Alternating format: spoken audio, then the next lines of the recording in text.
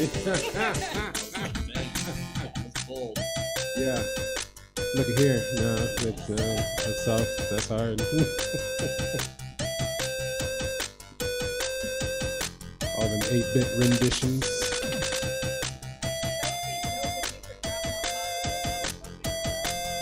I mean, for one, I was, I guess, I wasn't really on school for like, beats like this, but, talking, rhythm, I don't know. But, yeah,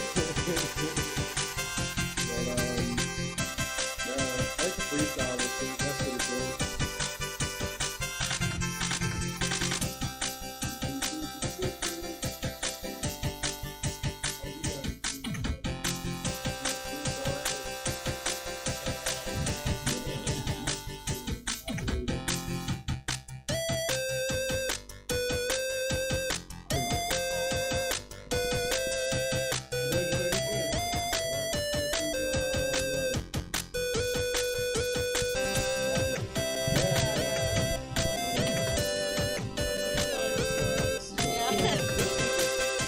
Funny story I'm gonna tell on mic because fuck it, I can.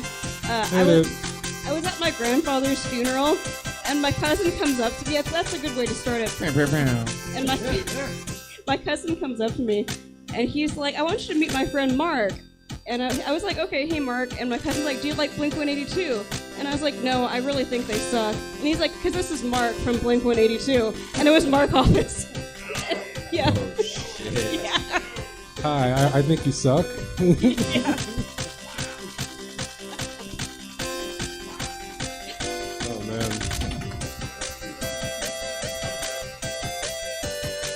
And I was like, wow, I am such a bitch. Nah, that's fuck Blink-182. If you don't like him, that's on him. Hey, that's your prerogative. Yeah.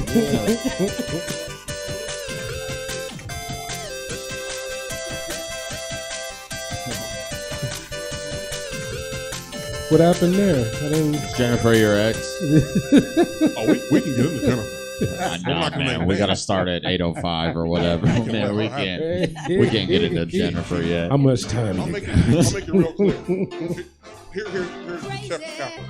She shot in my Range Rover. Oh, dude. Oh, wait. God damn. Yes. Ooh. Shot in the Range Rover. Go. Couldn't spring for the Depends. You couldn't preemptive strike there. Had I known it was coming. Yeah, was it like she was stuck in traffic or she was trying to get back at you? She was blind, drunk, passed out, sitting in the passenger seat. I'm like, great. All of a sudden, the wind shifted. I'm like, no. When she got out, I looked. It was horror. Oh, no. Took it to the detail shop the next morning and said, look, guys, don't ask. I'll give you $1,000. I don't care. Get it together. My detail guy looked at me. He's all, you have a mountain lion back here? I said, no, just handle it. They handled it. I'm gonna go shit in his car and try to get $1,000 out of him tomorrow. I would give it to him easily. Easily. There you go. You sound like a hitman. I got 1,000. Make this disappear. I problem solved the problem. Is someone butchering Crazy Train? Oh, Lord. I think it's postmodern jukebox, maybe. She needs to give it up on this one. I like them, but...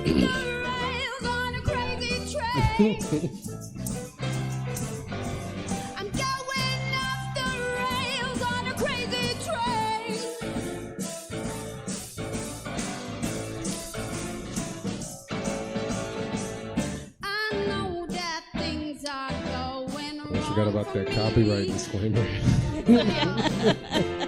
Did you get a clearance to play this? That's why we have a lawyer on the show. What? We have a music lawyer on the show. Damn, the show hasn't even started and you already said copyright. I object. We'll be getting a letter from BMI and ASCAP any day now. Where's our money? Copyright disclaimer. Section 107 of the Copyright Act of 1976. Very good. Allowance is made for fair use for purposes such as criticism, comment, news reporting, teaching, scholarship, and research. Fair use is permitted by copyright statute that might otherwise be infringing. Nonprofit, educational, or personal use tips the balance in favor of fair use. Oh, he read that. I thought he knew what he was talking about. Yeah, no, I apologize for that. Yeah.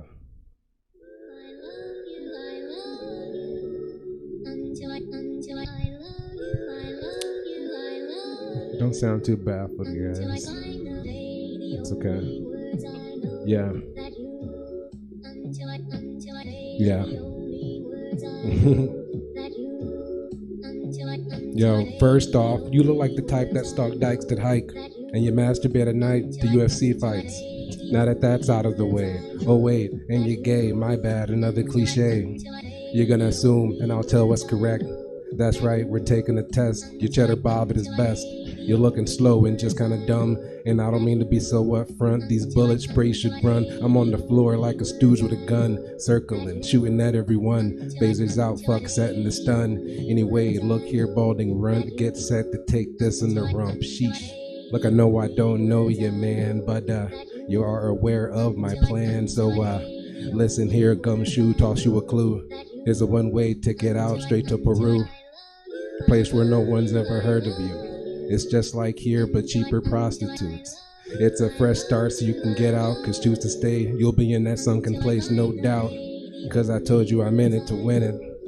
It's been that way since Genesis. Take a second to like the penmanship. Now back to your ass I whip. Oh, like that name is Django. Please tell me that you get that angle. Oh sure, you're a star, yeah, Ringo. Question is, will you win? The answer is no.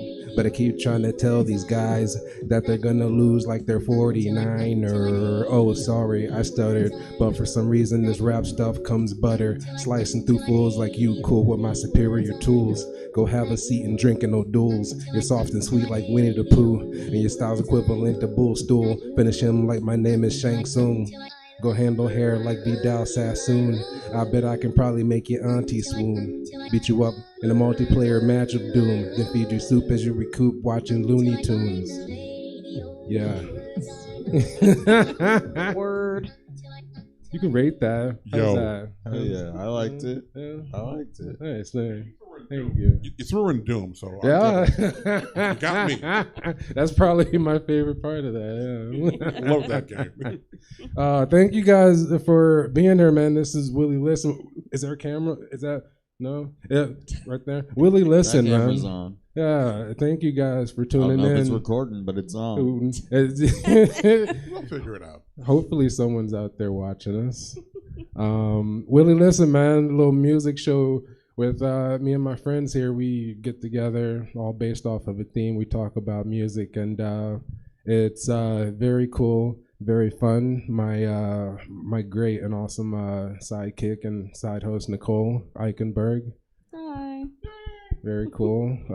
Super roaster and great comedian Josh Means joined us. And awesome new friend Mark Wiggins is here, #1 Doom fan. And yeah, man, this is cool. Yeah, thanks for having us. I appreciate it. I like it. I'm excited to be here. Definitely, man. That's awesome. Any opportunity to talk music, I'm there. Yes. That simple. Yes, the show is, I just figured, what do people love to talk about, man? And, we love to talk about what we like, and definitely music is like a big factor. I think everyone, is music a necessity or? God, yes. Yeah. Yes. Yeah, for sure. I breathe music, man. I can't roll without music. No way. I don't think there's anybody that doesn't like music. Right. Like, they at least like some sort of music. You know what I Right. mean? Everybody likes a different type, but they like something. I went on a date once, and I asked the guy what kind of music he likes. He says, I don't really care for it. Loser. And that should have been a red flag. That music Definitely. stuff, Definitely. never All did people trust like it. music but not all music is for all people. But Oh, yeah. that's cool. That's cool. Definitely, man. I love music. We love music. We all scream for ice cream. Is what's going on there. So we'll just get started, man, because that's what we do. Fuck Off, overproduced by Martin Hannett, take 4.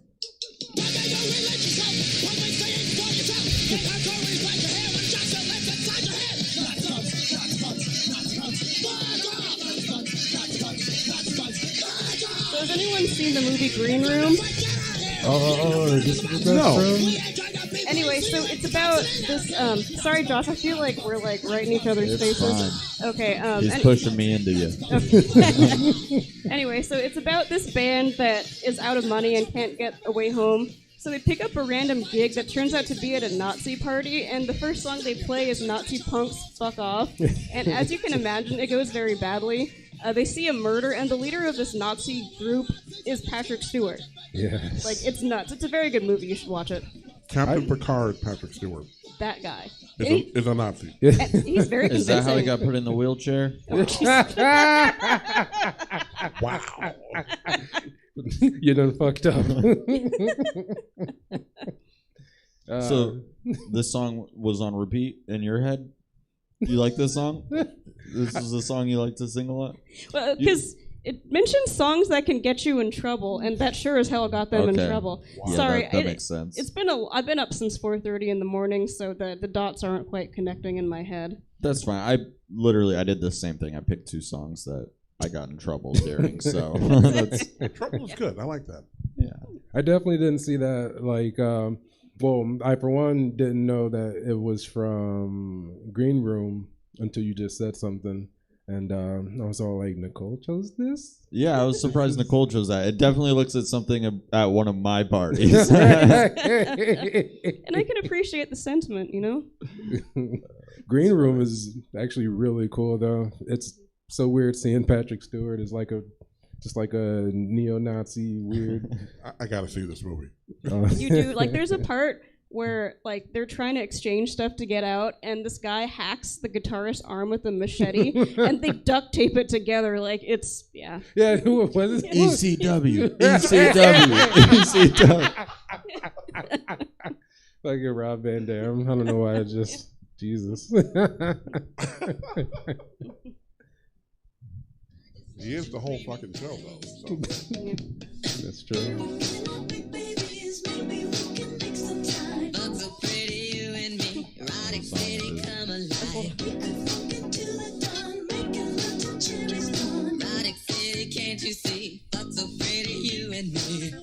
All right. Topic is getting people in trouble, not myself, but being a diehard Prince fan, and that's what we're listening to. The song came out in '84. God, you guys are young. And the key here is, what is he saying? The radio stations want to pretend he's saying the word funk, F-U-N-K, but we all know better. I asked Sheila E. at a show once a few years ago. She said, Mark, I'm singing funk. After what he was doing, hey, you got to talk to him. I never spoke to him directly, but I do know at parties, at dances, the FCC, TV, it got people in tons of trouble. And I just laughed. Because, you know, the more you outlaw something, the more we want to hear it. Right. One of his biggest songs. I didn't realize that, like, how much of a freak Prince was until, like, senior year of high school. Oh, Prince was out there, man. Prince was out there. I guess he was the real super freak, huh? Rick didn't have shit on Prince. And who was the third vocalist on that? I'm trying to remember. On Erotic City? Yeah. It was just Prince and Sheila. Oh, just Prince and Sheila? Yeah. Oh, yeah. I don't know why I thought there was someone else singing back up in there, but anywho. They were pretty much connected at the hip, right? Like They were those joined, two. you know, they did that song in the same session, some Prince trivia for you, that they recorded her album, The Glamorous Life. All of that was done in the same session. Okay. Guy was a genius, hands down. And Prince, man. He gave her that album, The Glamorous Life. He wrote all that. He's like, here you go. Take it and run. Here, catch. Who was the there's a Caucasian R&B singer, female. She sang. I can't think of Sheila this. Easton. I mean, is that her? Are you thinking with Sugar Walls? No. Wait. I don't think so. Yeah, Prince laid that purple on her. She was done. Freaking. Oh, I can't think of it right now, but hopefully. Tina Marie? I don't know. Tina Marie. Okay. That's Tina Marie. exactly She who. rolled with Rick. Yeah, okay. And she wrote her own stuff, too. Yeah. Tina was heavy, man. Tina was real. The first album Rick did, but everything after that, she went ahead and wrote it and produced it herself. And they had a big beef with Motown, but that's another story. That's another story. We're not going to do that tonight. Freaking Motown. You guys okay? Jesse, can I get a napkin? Josh spilled some out for the homie. Help. We were talking about Prince. I was like, I gotta do this. No, I did it. I completely did it. This is for the symbol, man. Thou shalt not spill the White Claw. My bad. Thank you so much.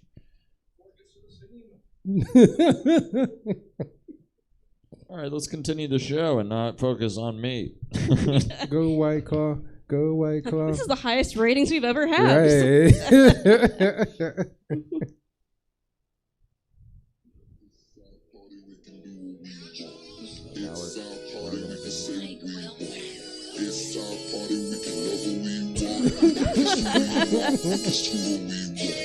It's our party, we can do what we want.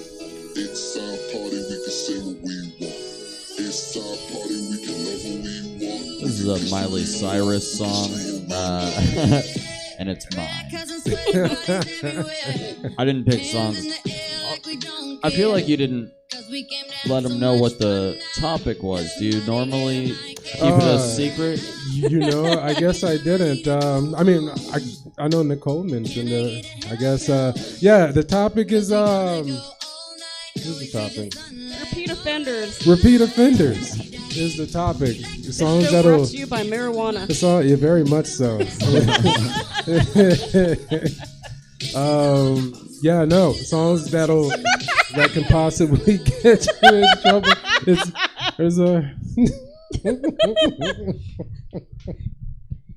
Do you want me to get you a water? I want to go home. And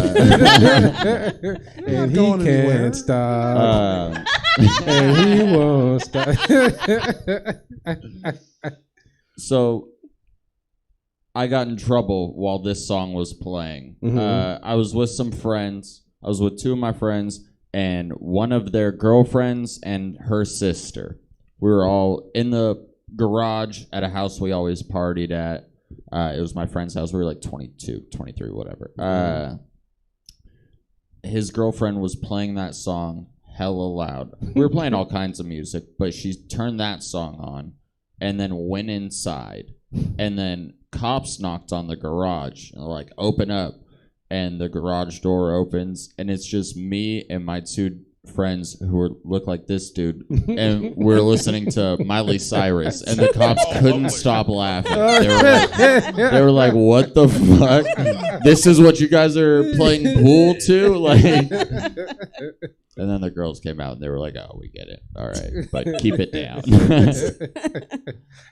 Like, I got a Disney Channel. Regulated by the cops over Miley Cyrus.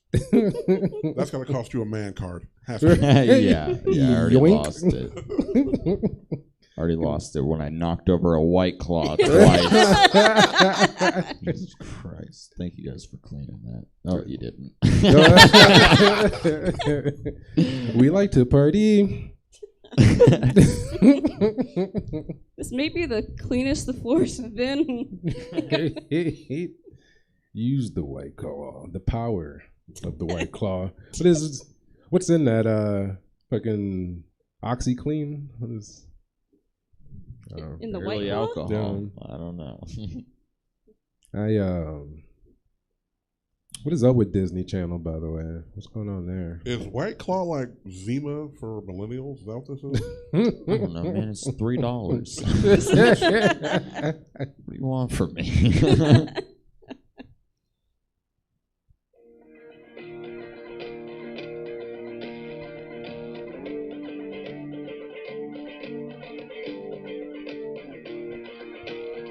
my banger.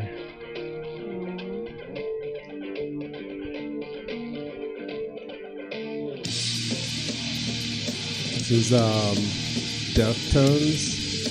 The song called Knife Party. In relation to the theme, we have a theme, I promise.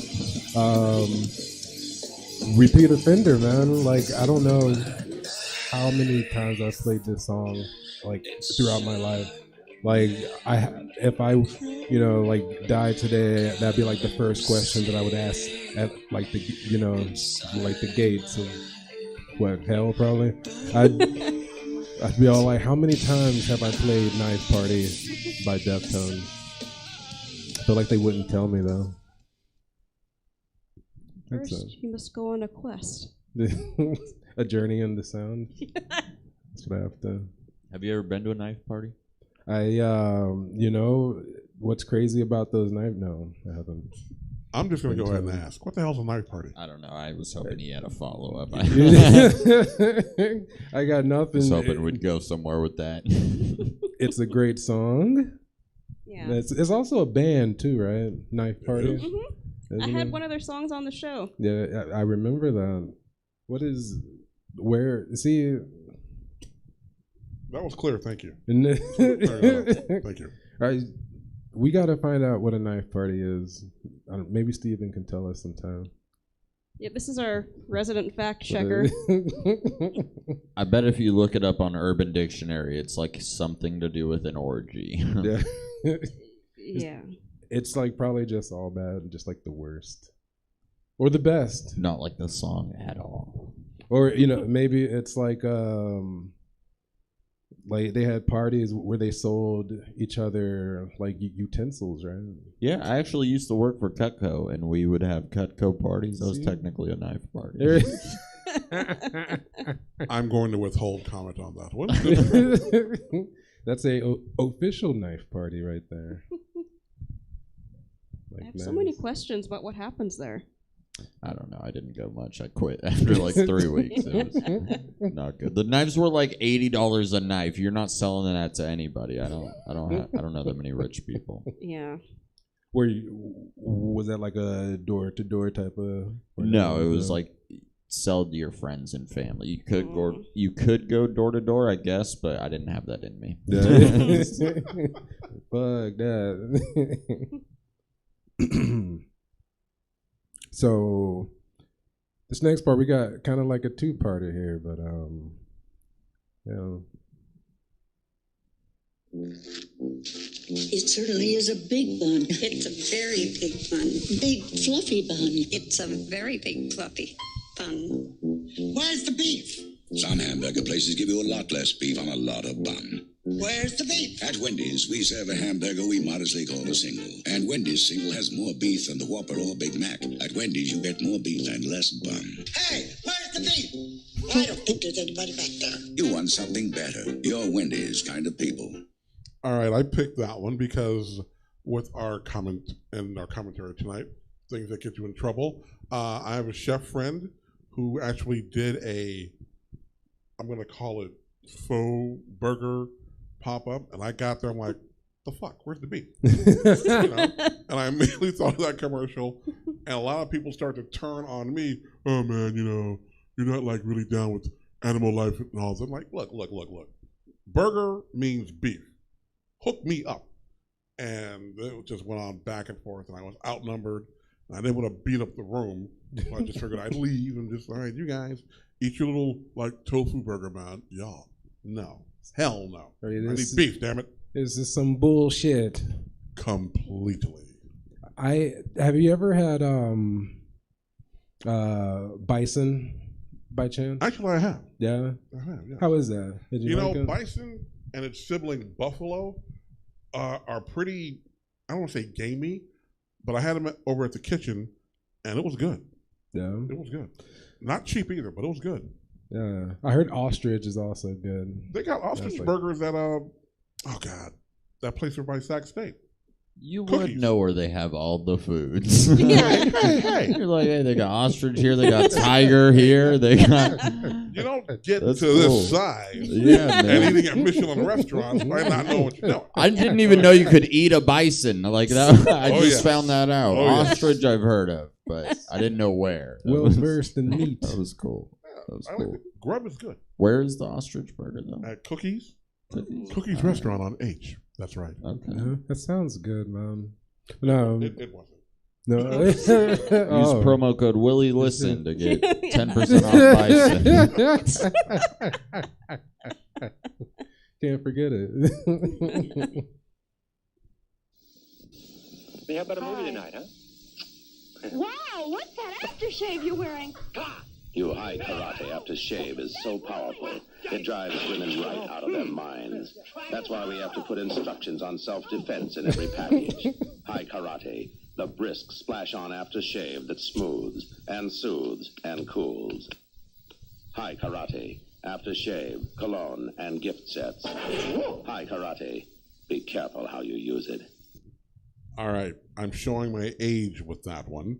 When I was a very little boy, this was a huge commercial at the time for High Karate Aftershave, which is up there in class along things like Skin Bracer, Aquavelva, Old Spice, shit like that.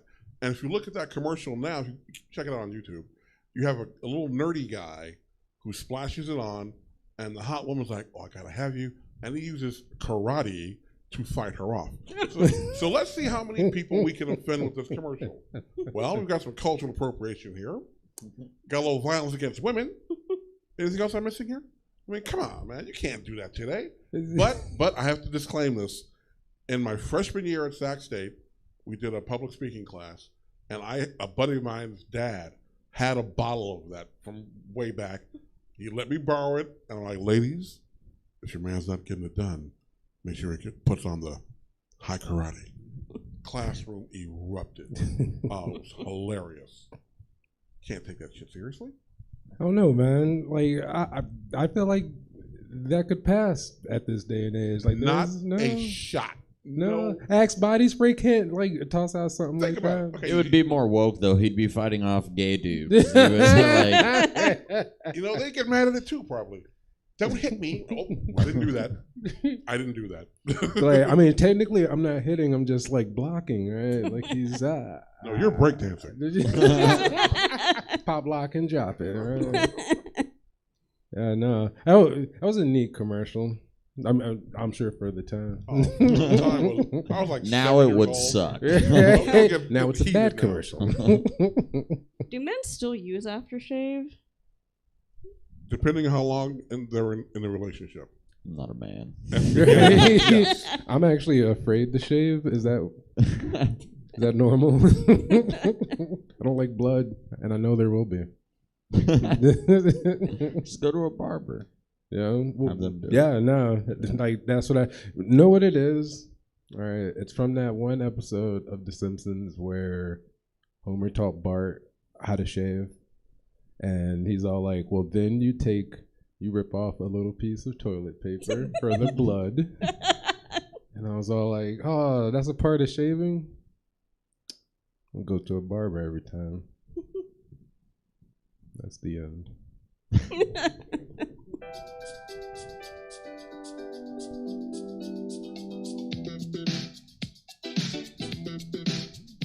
So this is Dare Me by the Pointer Sisters. It gets sampled a ton in like DJ type music, electronic I guess you would call it. I am very brain dead tonight. So random fun fact, I don't know if you guys know that Sesame Street skit, like the 1, 2, 3, 4, 5, 6, 7, 8, 9, 10. Oh shit! The Pointer Sisters did that. Isn't that nuts? That's crazy. Yeah, and then this actual song was written by a member of the band Restless Heart, which is totally random. So take that to trivia night. Book it. The best that Wikipedia has to offer. I liked Neutron Dance. Yeah. That was for the. What is this song from? This is it from something? I don't know. No. Like when is it from? When? Like early 80s, I think. You can tell by the synthesizer. That's early 80s. I can't tell anything. I'm bad with music. Should not be on the show. All that White Claw, man. It's another random. I didn't have enough. Ruth Pointer was on Masked Singer this season. She still looks really good for her age. Yeah? Is that, how old is she now, do you think? 70s, I think, has to be. Marcus? Oh, got to be. Not that there's anything wrong with that. The Pointer said... You said she still looks good or sings good? Both. No. You think she'd give me a pointer? All right, sorry, that was dumb. That was so dumb. Well, her kids, I think, are all mixed race, so okay, maybe. probably not me then. You're in.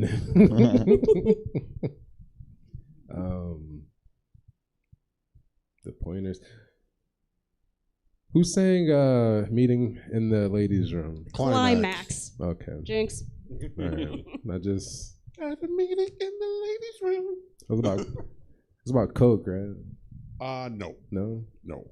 Oh. It was about a woman, at the club with her man, and apparently she stepped away, and another woman tried to move her man, and she's like, "Oh no, we're gonna figure this out in the ladies' room." Bitch, come to the ladies' Exactly. room. I'm gonna come get this ass whipped.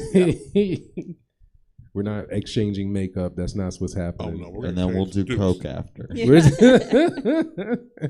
Hold my earrings. Oh Lord.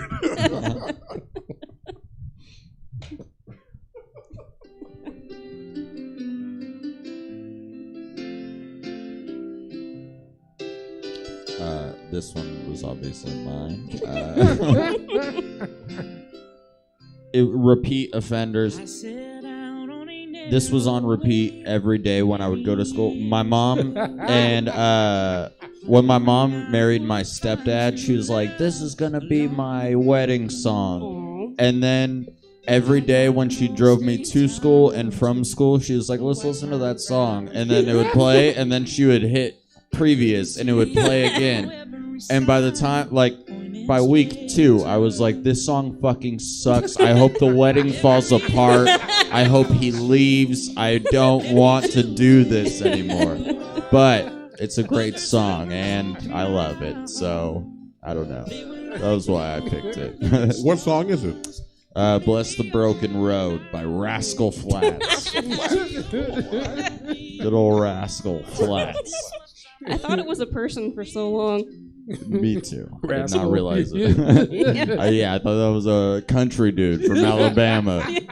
Rascal Flatts. Name's Rascal. My first thought, or my first question was like, is this what they play in white church? Probably. Was wholesome. Couldn't tell you. Was it? Never heard of the place. What are some other bands like Rascal Flatts? Because I've heard of those. Montgomery Gentry. I thought that was a store. What was that? What was that racist one? Lady Antebellum? They were like, we're not racist. Changed their name to Lady A, which was a black singer. And they were like, no, fuck you, lady. You got to change your name now. Fuck Lady Antebellum. Rascal Flatts is dope, though. All this anger. Just breathe. Wait, who was that? That was... Just breathe. Oh, damn it. The blonde. I don't even know. I don't even know how I know lady. that. What is her name? Shania Twain? No. If you know, type in the chat. I'm She is so fun. Holla at your boy. Fact checking. Who is Mrs. Tim McGraw? Faith Hill. That's who it is. Oh, yeah. Faith Hill. Faith Hill. Okay. See, I always wonder because I will, for example, if my roommate is going through something tough and, I'll just start singing that for anyone. I would pay money So. Did you see that? Does it help though? He would pay No. $1,000. Well. Don't ask about that. My explorer.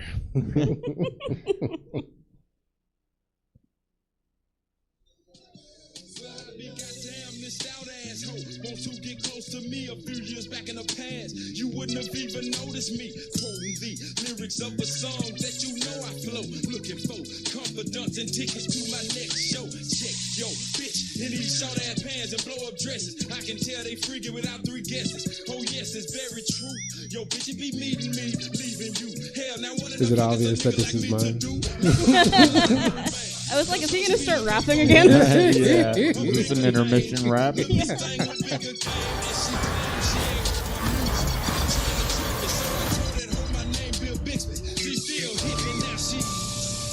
don't know. Is that? Only had 1 week. Oh. They're watching Star Wars. That was when you found out. It's epic. That was Jesse's ringtone.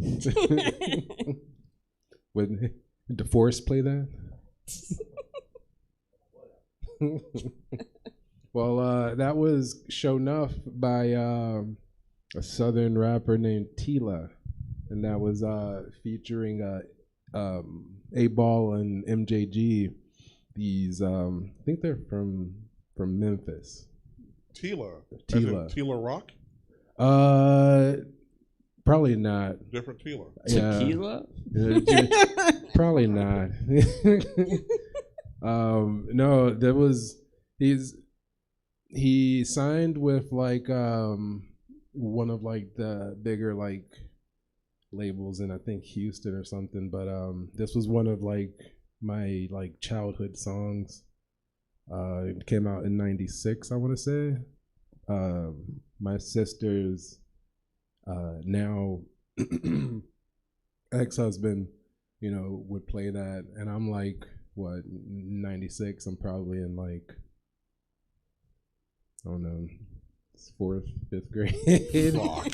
And yeah, man, it's a banger. What do you want from me?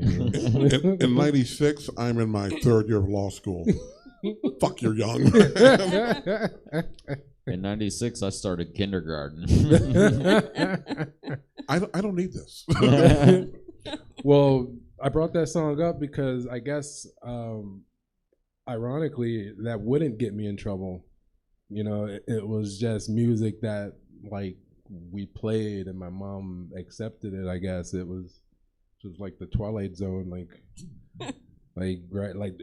They're clearly talking about ass and titties and dick sucking, and you know what I mean? It's like, you know, this is. Hell yeah, my mom would have beat my ass. She'd been like, listen to Rascal Flatts. What have I done? I also brought that up because he mentioned he told this hoe that I'm sorry, he told us what? This hoe. Okay. That also known as a bitch. It's all there.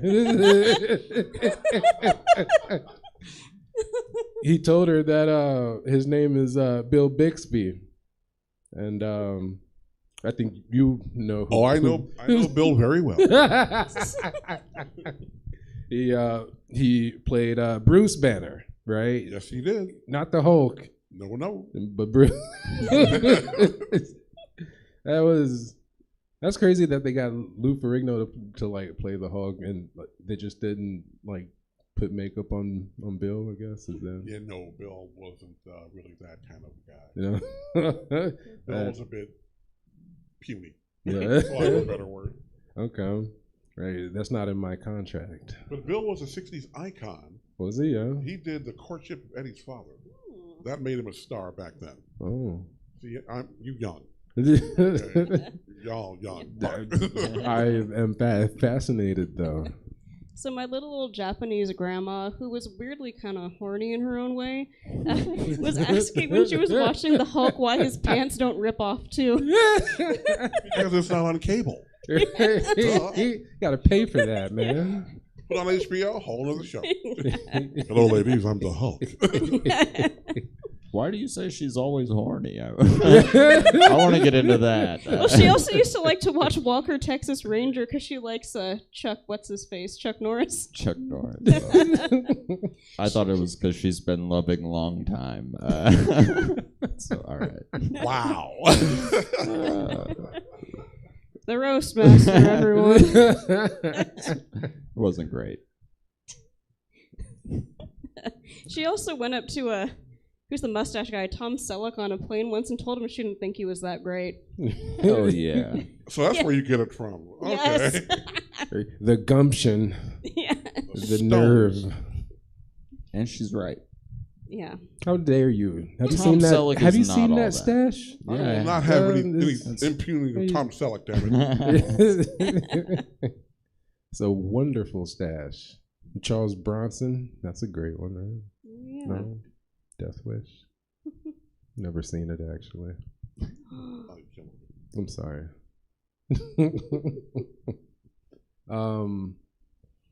We're almost to the end of this, but before we go on, for anyone that's watching, if anyone's watching, you know what, next time I'm gonna set it up to where I can like see who's not watching.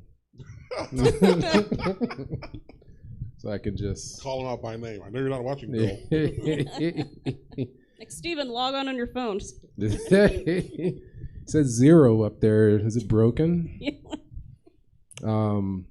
But no, we do like validation and stuff here. I used to be all like, hey, like, you know, you can write us stuff over to Stab Comedy Theater.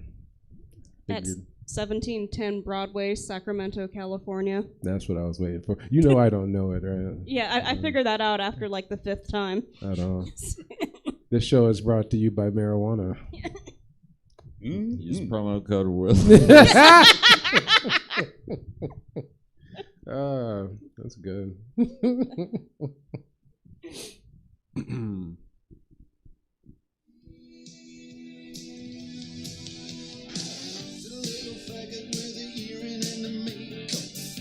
Yeah, buddy, that's his own hair. The little faggot got his own jet airplane. The little faggot, he's a millionaire.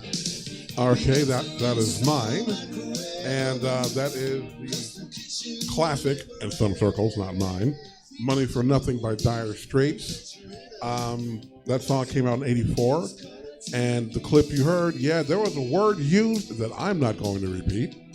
And what stands out about it is Mark Knopfler, the cat who wrote it, never caught any heat at all behind this. 3 years after that comes out, Guns N' Roses comes out with One in a Million. That word is used. All hell broke loose. I'm like, hold on. What about this guy? Oh, that's different. Man, fuck that. That's not different. But to Mark Knopfler's credit, I'll give him this. I looked for other clips of that song, including when they played at Live Aid. Yes, before your time. They played at Live Aid, and I have never heard him say that word live singing the song. So he knew he fucked up. Mm-hmm. And later airings of that video take that block of the lyric out. Because I had to work to find that.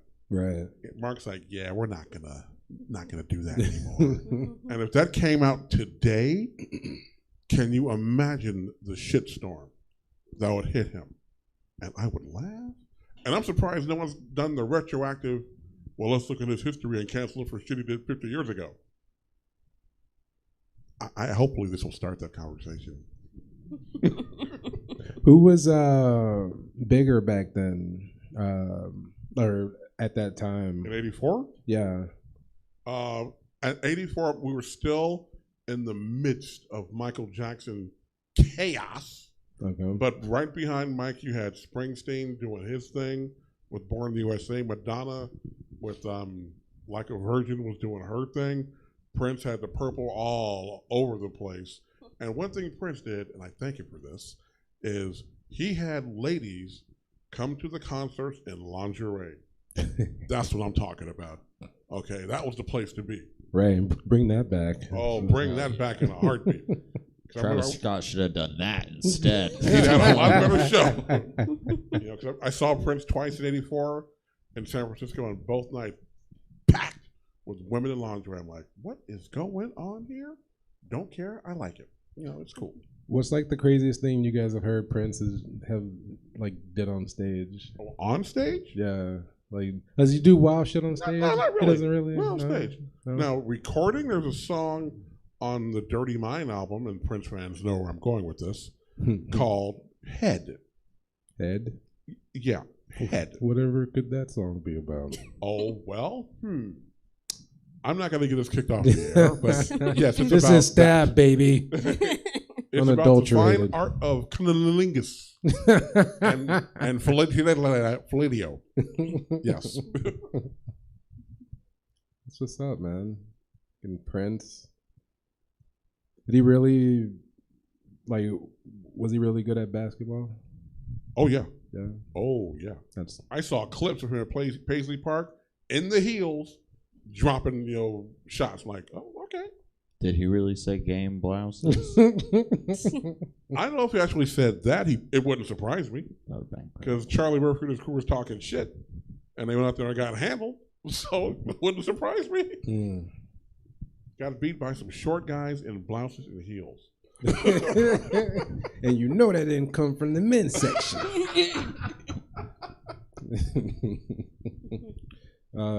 Rest in peace to Prince and Charlie Murphy, man.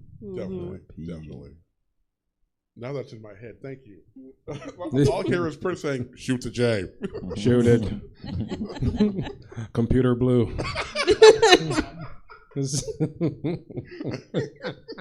Prince probably did have plays on. Just like set to go. Prince can play. Set the pick. Darling Picky. Oh, yeah.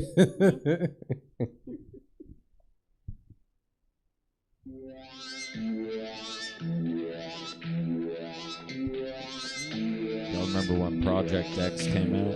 Oh, yeah. This was like the main song in the and me and a couple of my friends were going to what was a Project X party. And one of my friends had his friend had passed away. So, like, he was having a rough day, we were going to this party. He had been drinking since he got to my house. I picked up our other friend. He started drinking. They were drinking together. I wasn't drinking until we got there. Mind you, we're all 18. They're hammered.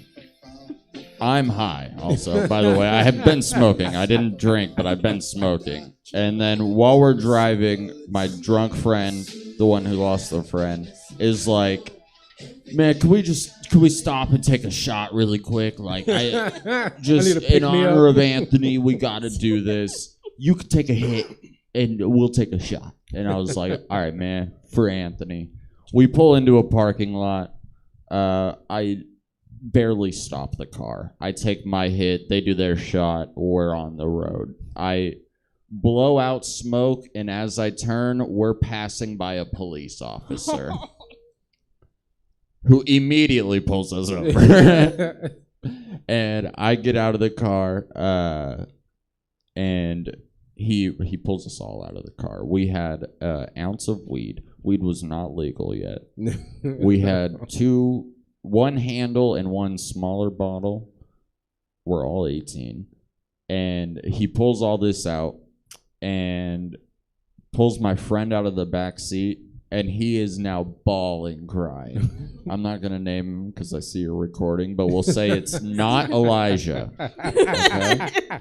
That's what his name is. And not Elijah starts crying. You're safe, Elijah. Not Elijah. He started crying, and my other friend, not Dylan, goes over. He talks to the cop, and he's like, "Hey, man, can I just go like sit with him for a minute?" Like, and he's like, "Why?" And then he's like, because his friend passed away in a car accident yesterday. Like, it's been a long week, you know? And the other cop was like, oh shit, on Madison. And then it was like, he cried even harder. And then the cops were like, well, now we have to let you guys go. So, like, have a good night. Be safe. But we're going to keep this weed and alcohol, by the way. They scooped all that shit up. For anyone who's not watching with video, Josh is obviously white. Yeah. He is? Get out of here, you scamp. Yeah, so we got lucky. I thought we were going to get in trouble. We ended up getting out of it, but then we went and got a bottle and finished the night. Yeah, you know. Hey, yo, we got to celebrate this. Hell yeah. We still made it to the Project X party, which got shut down immediately. It was so stupid. It was so dumb. Bad idea. In Project that was based off of a true story. Yeah, it's fucking dope. I don't know. Are we talking Project X, the Matthew Broderick movie, or something else completely different? I think something else. I don't think Matthew Broderick was relevant when it came out. Oh, 2012. It was 2012. Oh shit! Okay. Is it a remake? I was or 20 years old something? in the story. 19. I was 19. Oh, okay. Because that would have been cool seeing Matthew Broderick. Yeah, just getting drunk, right? No, does he drink? You okay, Willie? Yeah, he blacked out there for a I feel like you just totally dissociated for a second, and I get it. It's called milking the clock, man. Oh yeah, he's holding it down, waiting for the last shot. Cocaine's a hell of a drug. Fucking, what was it? Rick James. Yeah. Oh, yes. See? Super freak. Did he get in trouble for that? No. Did MC Hammer get in trouble for that? MC Hammer, when he got the clearance for You Can't Touch This to sample Super Freak, he got a clearance from Motown because they own the actual recording, and Rick wrote the song.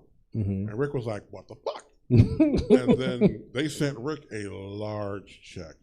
And Rick was like, go. I bet. A lot of people, especially in rap circles, don't get a clearance, and it gets them jammed up down the line. Puff Diddley, I'm looking right at you. Okay? He had a sample of that Sting song, or that Police song, Every Breath You Take. Yeah. Didn't clear it. And the song sold millions. And Sting's just sitting there laughing. Let the money rack up. Waiting, biding his time. Oh, yeah. Then he went to Puff Diddley and said, oh, by the way, I'm going to need a check from you. And he's like, we got a clearance. No, you didn't. So I tell my clients, get that clearance, because if you don't, it's going to hit you in the wallet down the line. Are you calling him Puff Diddley? Yeah, that's it. Like, did he change his name again? What the fuck? Puffy Dad, whatever his name is. That guy. Well, I was going to say, that sounds exactly like what Sting would call him. Thank you. Puff Diddley. Diddley Squad. I thought he was talking about Sting the wrestler this whole time. It's a whole nother can of worms. That's why I got it. So this is I Want a New Drug by Huey Lewis in the news. Ray Parker Jr. got sued because they thought the Ghostbusters theme sounded a lot like this. It does!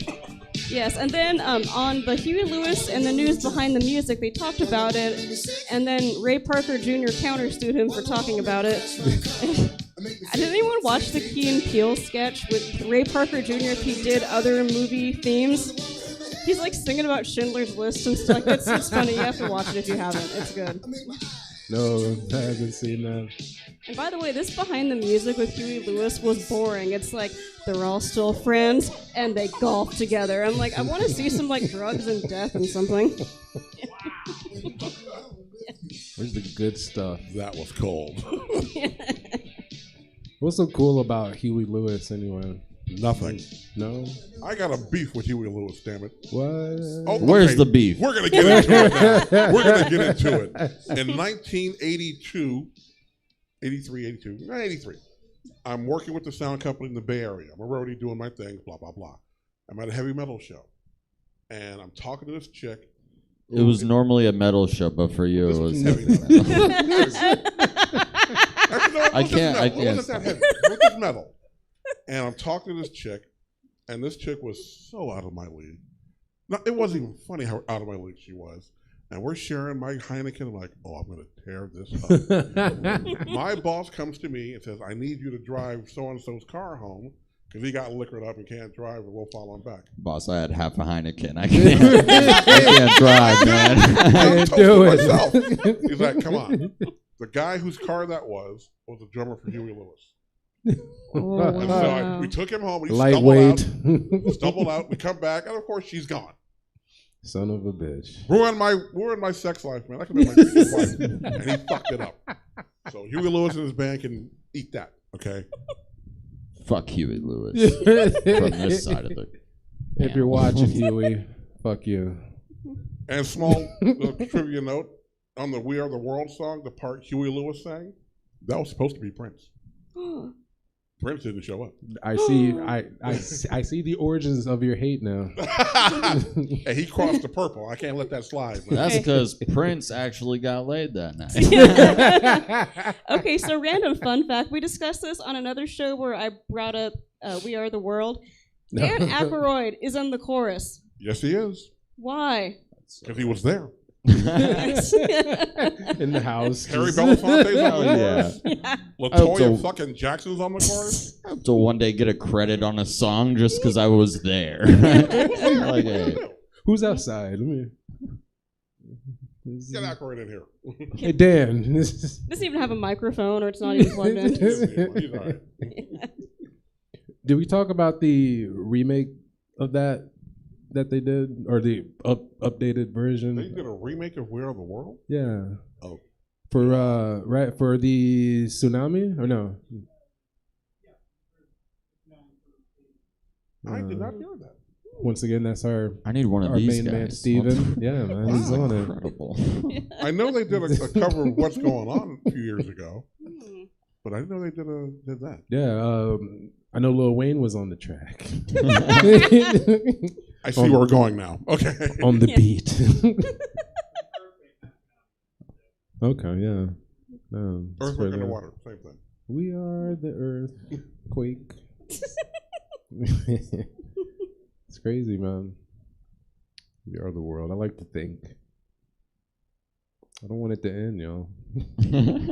The show?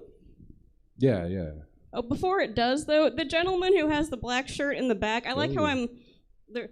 So I actually have something for you. So if you want to come up, I will give it to you. We found you. The mic only stretches so far, sorry. But I give away a little stupid janky prize every time. It's a bottle opener. Thank you for being here. Thanks for You're coming. welcome. Yeah, a little man. stupid janky prize. Yeah, here you go. You won. It's stupid and janky, but it's yours. It's yours. Take Get it. the hell out of here. Okay, yeah. I found this under my car seat earlier today. You can have it now. No, seriously, thanks for coming. Yeah.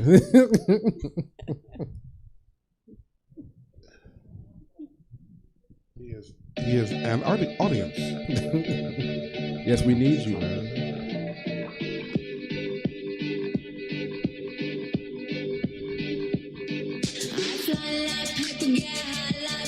If you catch me at the border, I got visas in my name. If you come around here, I'll make them all day. I get one down in a second if you wait. I fly like paper. This is mine. This is MIA Paper Planes.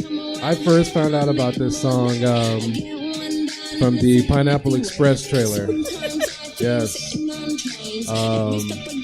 At the time, I was like 2007 or 6 probably. But I had just began to smoke weed. And I saw this trailer and I was like, it's like adventure, like all the shit that I wanted to do, smoke weed and drive off and shit.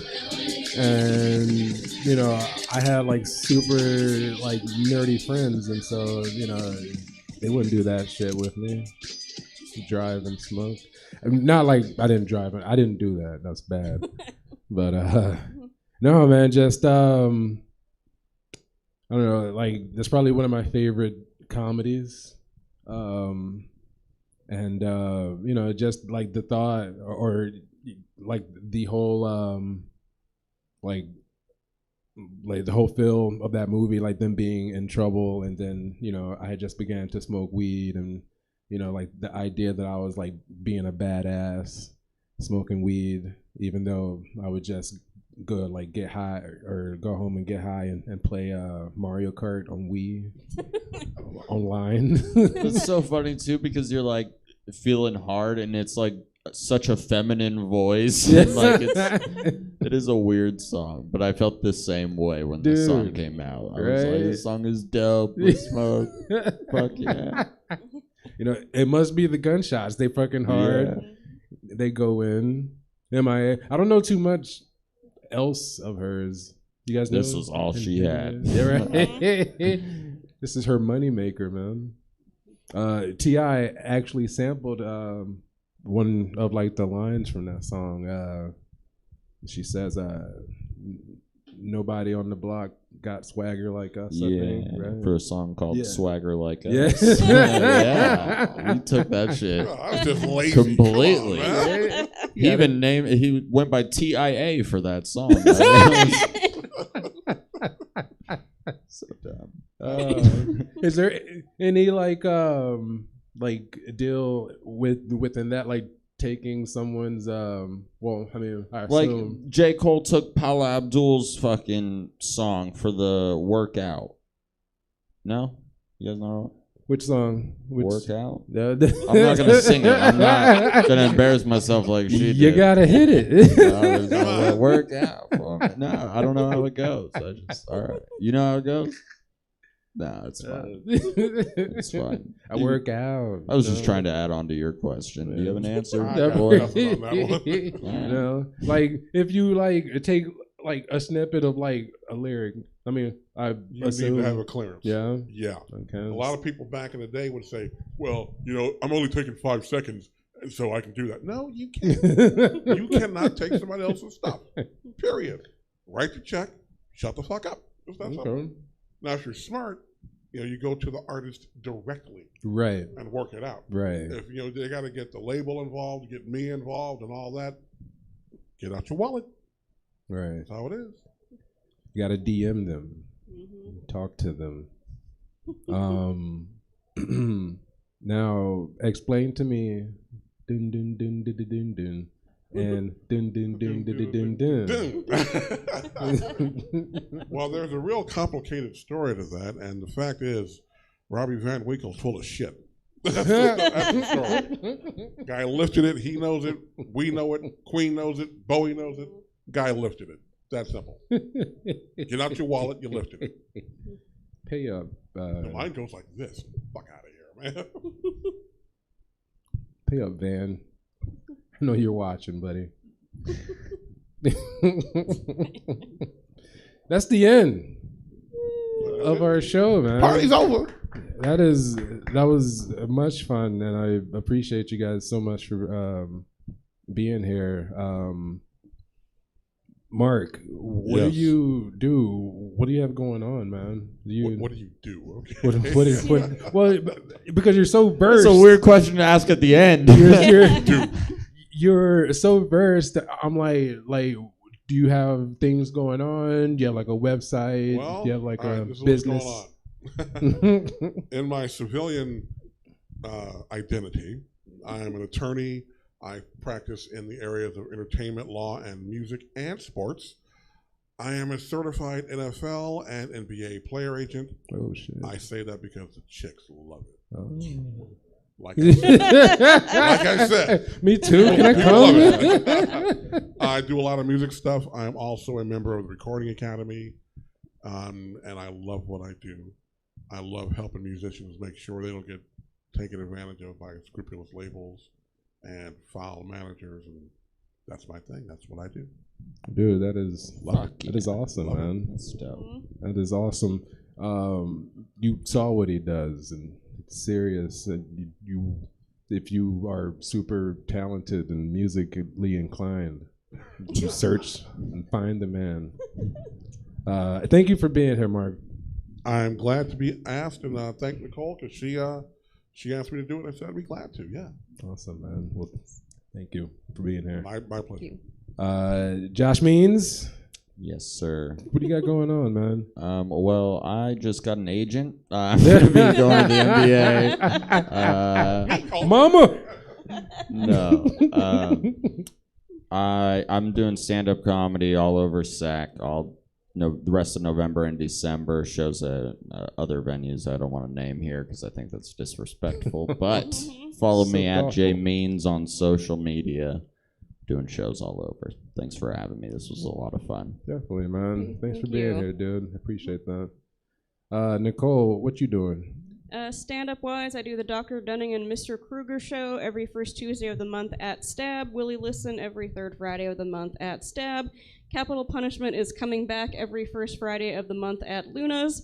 And then, what's the fourth I'm doing? Oh, Justine and I are going to start doing a show about really fucked up Dear Abby advice from the 60s. And that's going to be coming to Stab fairly soon. I'm also doing the Poorhouse and Pasta Robles on February 22nd.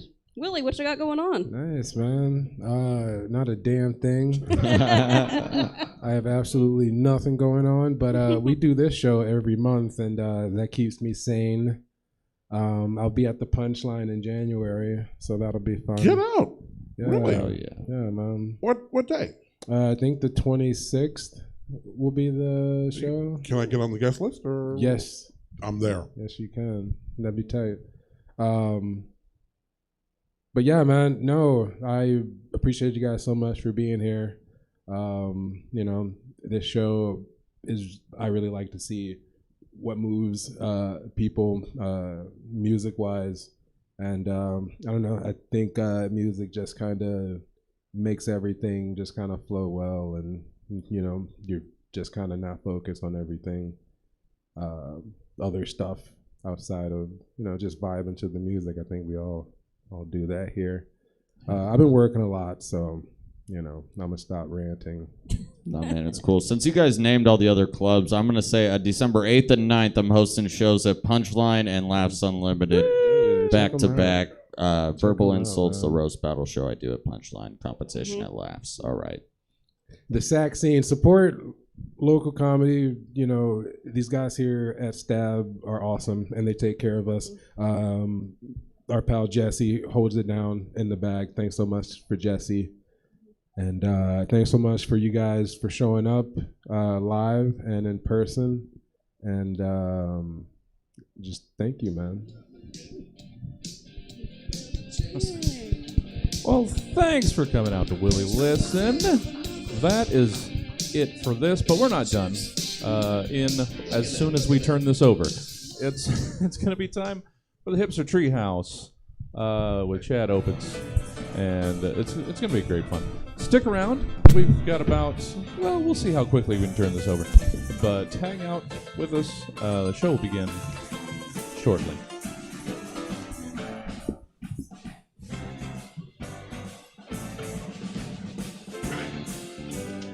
Heads of a cold war, that's what we've become. Inherited trouble, I'm mentally numb. Oh, crazy,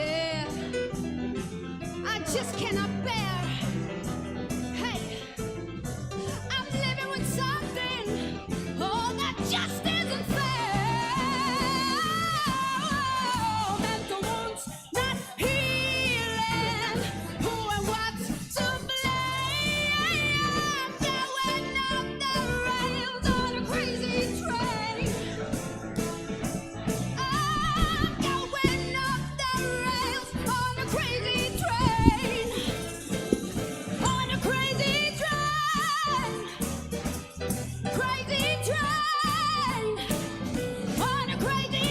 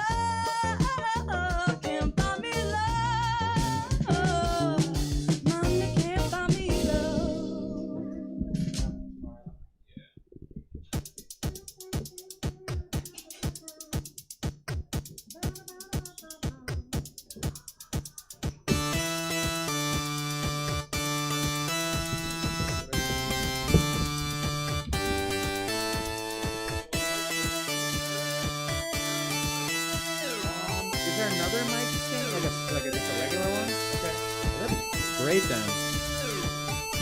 We'll just position it. Oh, dude, it's already on. Go.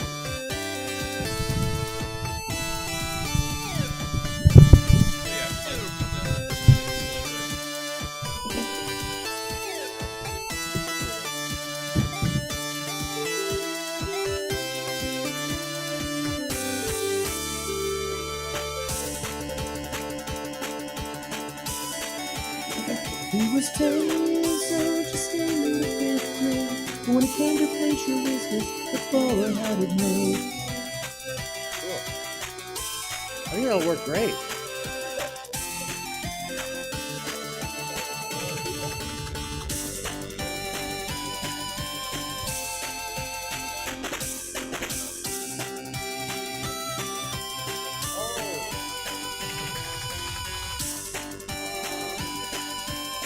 I don't have like a DI thing though.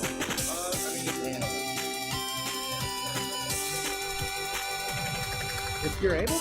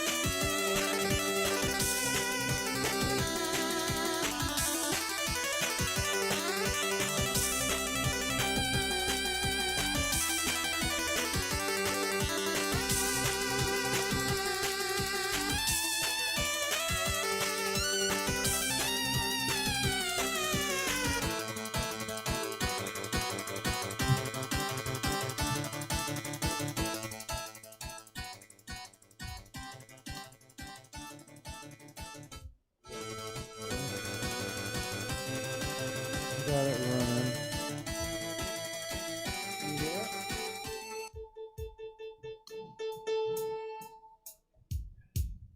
Nice.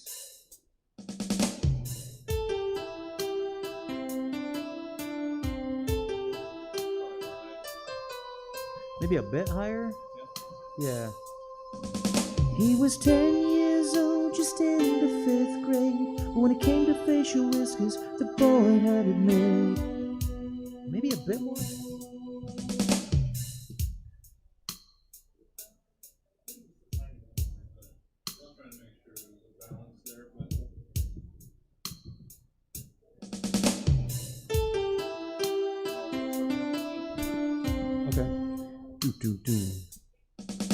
He was 10 years old, just in the 5th grade. When it came to facial whiskers, the boy had it made. He had more hair than those thrice as old. He may have been young, but his appearance was bold. Shaving was pointless, grew back so fast. Out of his chin it would shoot like a blast. Bitter, bitter, others tried to call him a... Okay, let me try one more thingy. Wait. Weep. Turn the tempo up. Boom.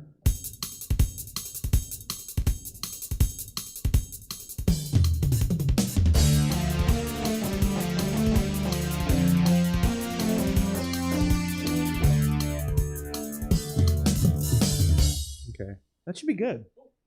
Hell yeah, thank you. I think I'll just leave this on.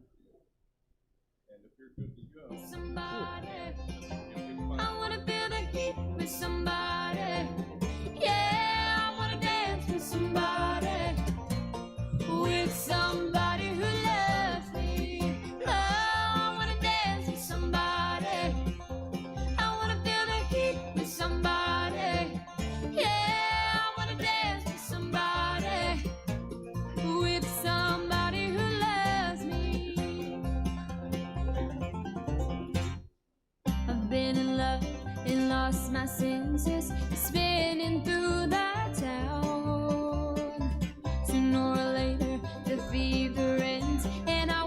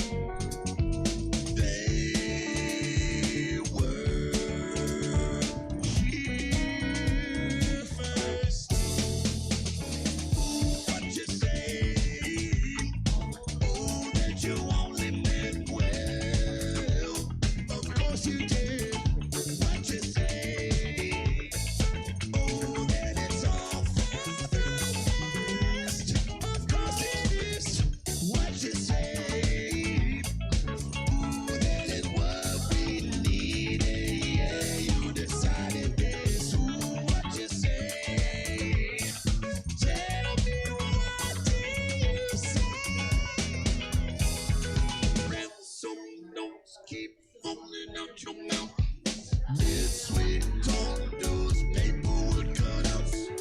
Make no feeling, no, I don't believe you. You don't care a bit, you don't care a bit.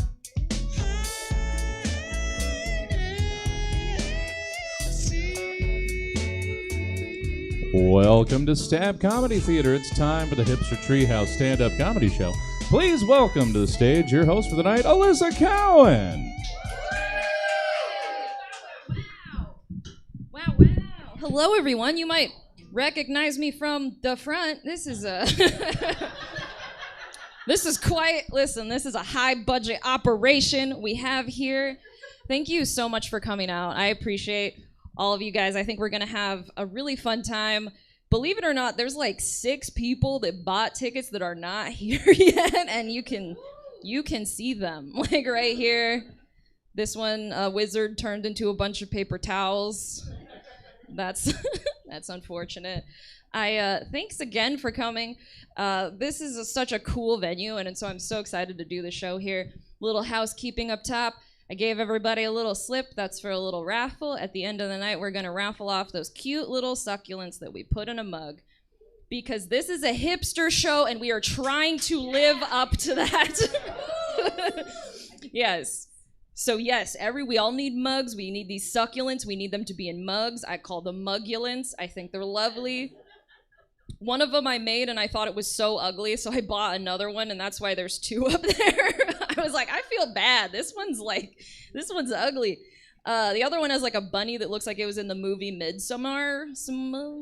I don't know how you say that. So anyway, I think you guys will dig that. Is it? I've never seen it. If my set starts going poorly, I'm just gonna play that movie on one of these TVs, and we'll just do that instead. I also have... I don't know why I was thinking of all these things. I thought of another thing where I was just like, I don't know if people are like off the grid. They don't want to give us their email. That's cool too. So I was like, I'm going to make raffle tickets in case you just want to buy raffle tickets. So I have those too. They're $1. You can Venmo me. I don't care. So there's that. Other than that, my name is Alyssa. I will be your host for the night. We have a lot of really awesome comics, and lots of White Claw out there. I don't know if you guys all saw that, but there is Gingerbread Mountain Dew. Yeah, this guy how is it? Great, it is awful. So keep that in mind if you want to try something awful.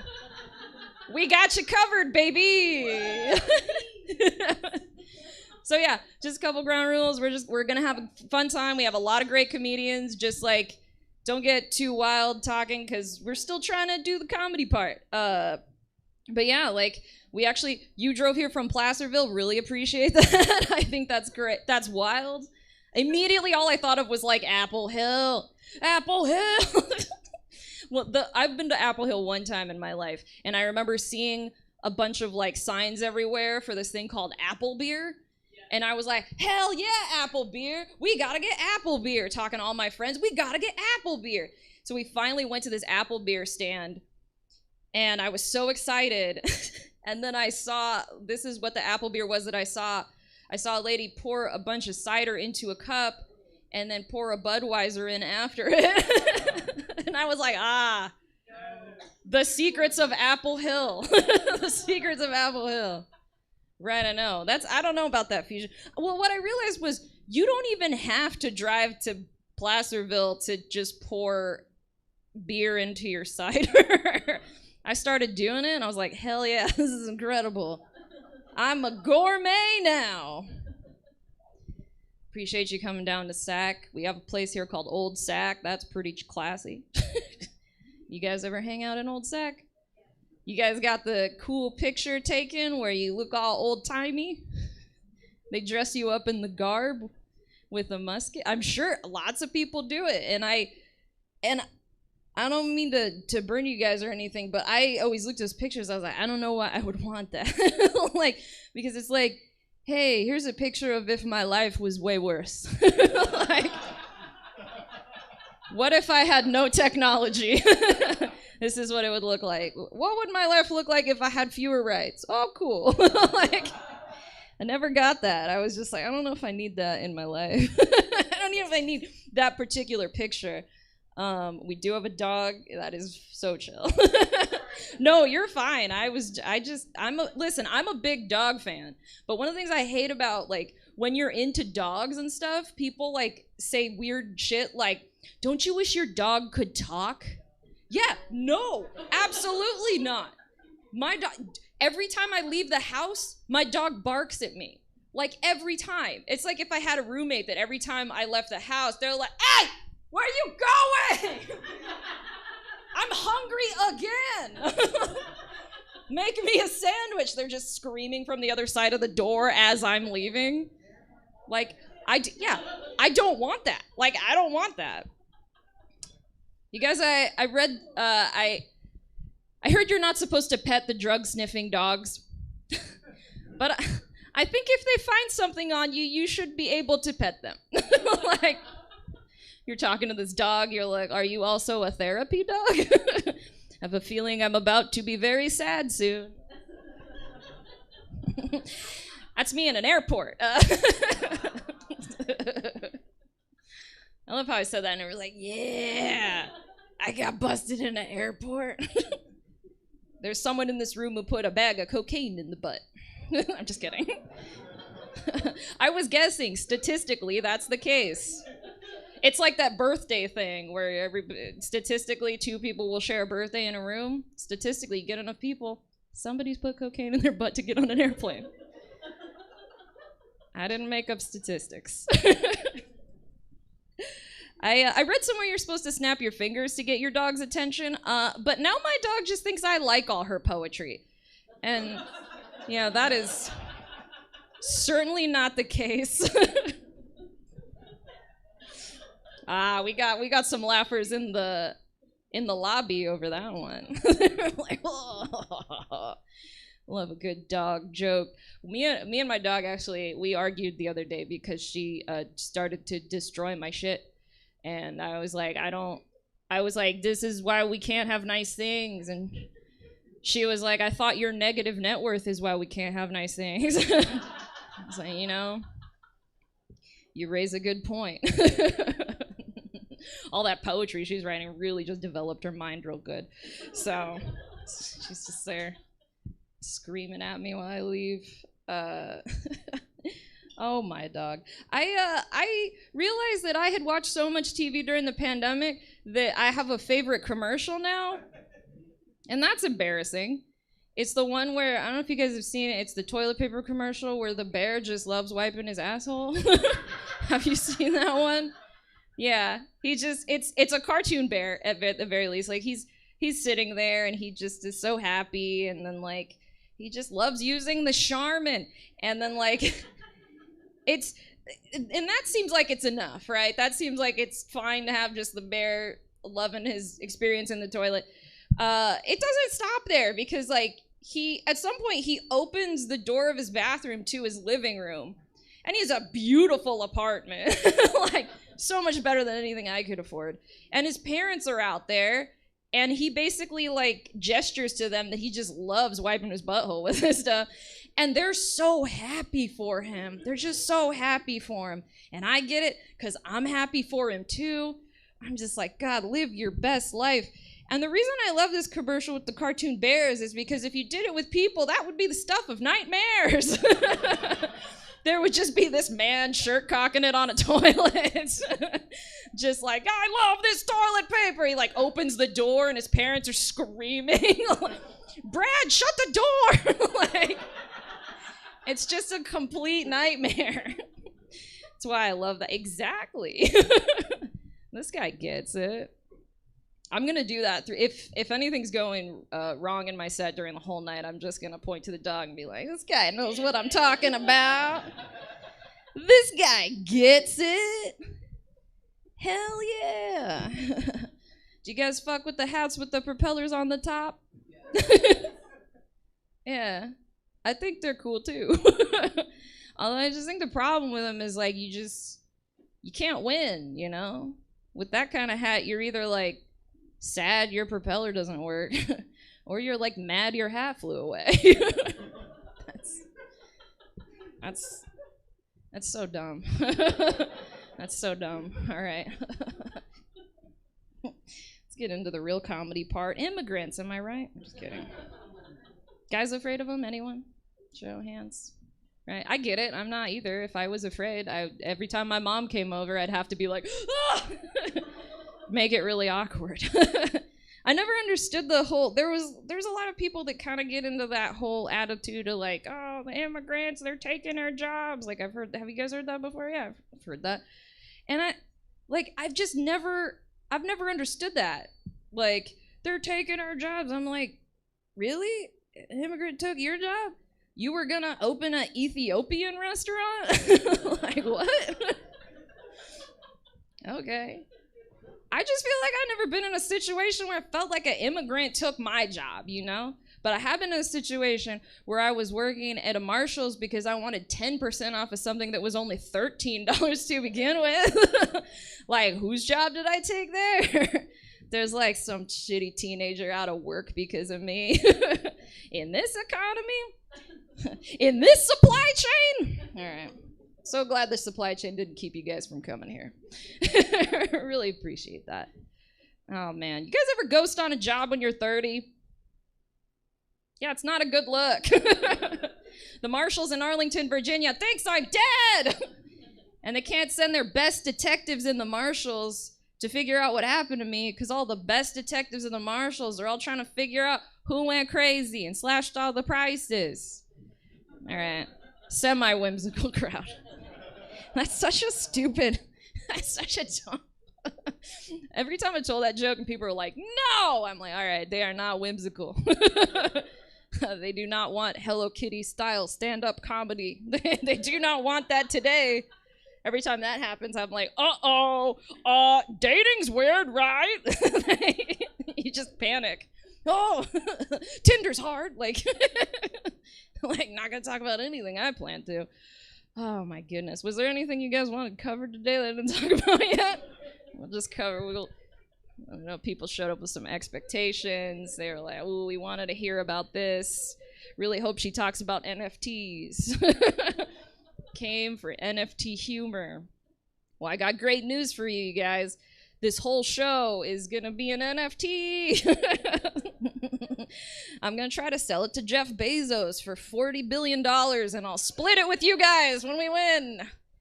The only thing that stinks about the non-fungible tokens is that means this show's not fungible, so I'm going to have to kick anybody out if they try to funge this place. Don't know what that means, but I'll enforce it. I don't know. That really ran out of steam on that threat. I was like, don't funge it. Or do, I don't know. I don't know what it means. I'm gonna put this show on the blockchain, and then it's gonna live there forever, man. All right. I don't know why I started talking about the blockchain. So glad the internet can see this show right now. They're like, why is she talking about the blockchain? I'm gonna get hate mail. Actually, I would like to transition the show a little bit.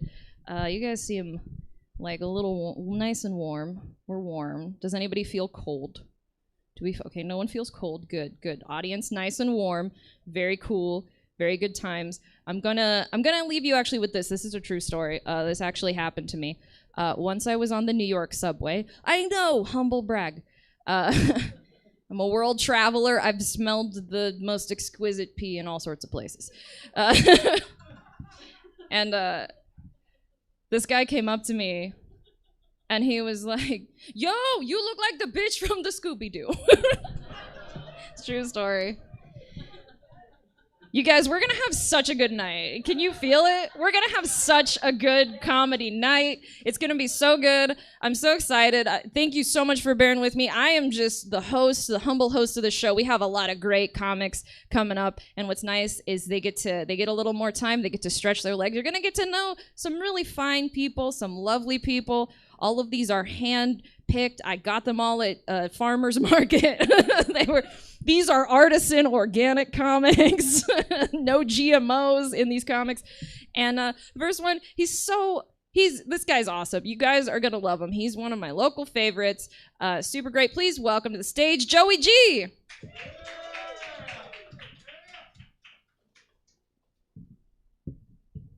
All right, what's going on, everybody? You feeling good? Everyone's all right? Okay, cool, man. This isn't my set list. I just have garbage in my pocket that I'm gonna strategically place over there, man. You guys, I'm a little bit tired, man. I've been working today. I've worked in call centers my whole life, so that's a nightmare. And I wanted to get something better, you know? So I applied for the United States Air Force Special Operations Command. Yeah, the elite Air Force squadron, you know, Top Gun type shit.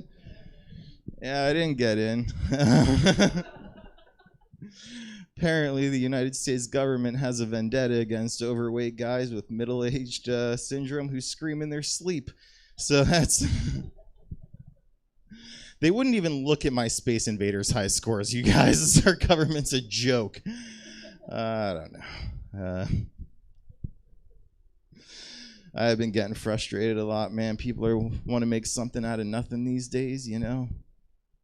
Like my cardiologist, for example. This guy, man, he walks into the exam room. He's like, Mr. Jaffray, your EKG results are concerning me. Your heart rate is way too low. Oh, I'm sorry, dude. I didn't realize being super chill was a medical condition all of a sudden. I guess I could try to have more panic attacks, but I thought I filled that quota already, so I don't know what you really want from me. Fucking guy, man. I didn't know you were supposed to lie when you went to the doctor, because I haven't been there in a long time. So when he asked me how much I drank, I told him. So now I have these pills that make you get really sick if you consume any alcohol. I just started putting them in my wife's food, man. I'm drinking twice as much. She can't figure it out. She's like, I get so sick after half a beer. I'm like, that's so weird. I'll drink them. I don't know. Like, I guess you're a lightweight now. Foiled that asshole's little plan, so... Hate that guy, man. I'm just kidding. I'm not drugging my wife with those pills. I've been giving her penis enlargement pills. I just want to see what happens. We're going for the ride, you know? Maybe she'll get really big thumbs or something. That'd be weird, right? I don't know. We've been together for 10 years, dude. Like, we talked about everything. Sex will only get you so far. It's mutant thumb time. I'm on board. Like, giant tennis rackets on the behind of her thumb. Hands, that'd be great, man. You know, I'll be honest, man. She told me this was like the Hipster Treehouse comedy show. I was like, what's that mean? And there's a dog in a hoodie, and that's what that means. You guys have exceeded every single one of my expectations just by you showing up, man. I'm so psyched you're here. Put it on. That is adorable, man. Little fucking punk rocker dog. That shit is great. Oh, man. I am also glad that dogs can't talk, though, man. Because if my dog was walking around talking in a Boston accent, I don't think I'd want to rub his belly anymore. You're going at it. He's like, oh, I love them apples. You're like, oh, dude, stop making Goodwill Hunting references. You're freaking me out. I suddenly have to empathize with every woman who's ever given me a hand job before. I didn't know Ben Affleck made it that weird. I'm sorry. I love smoking weed. I think that's apparent at this point in our relationship, right? I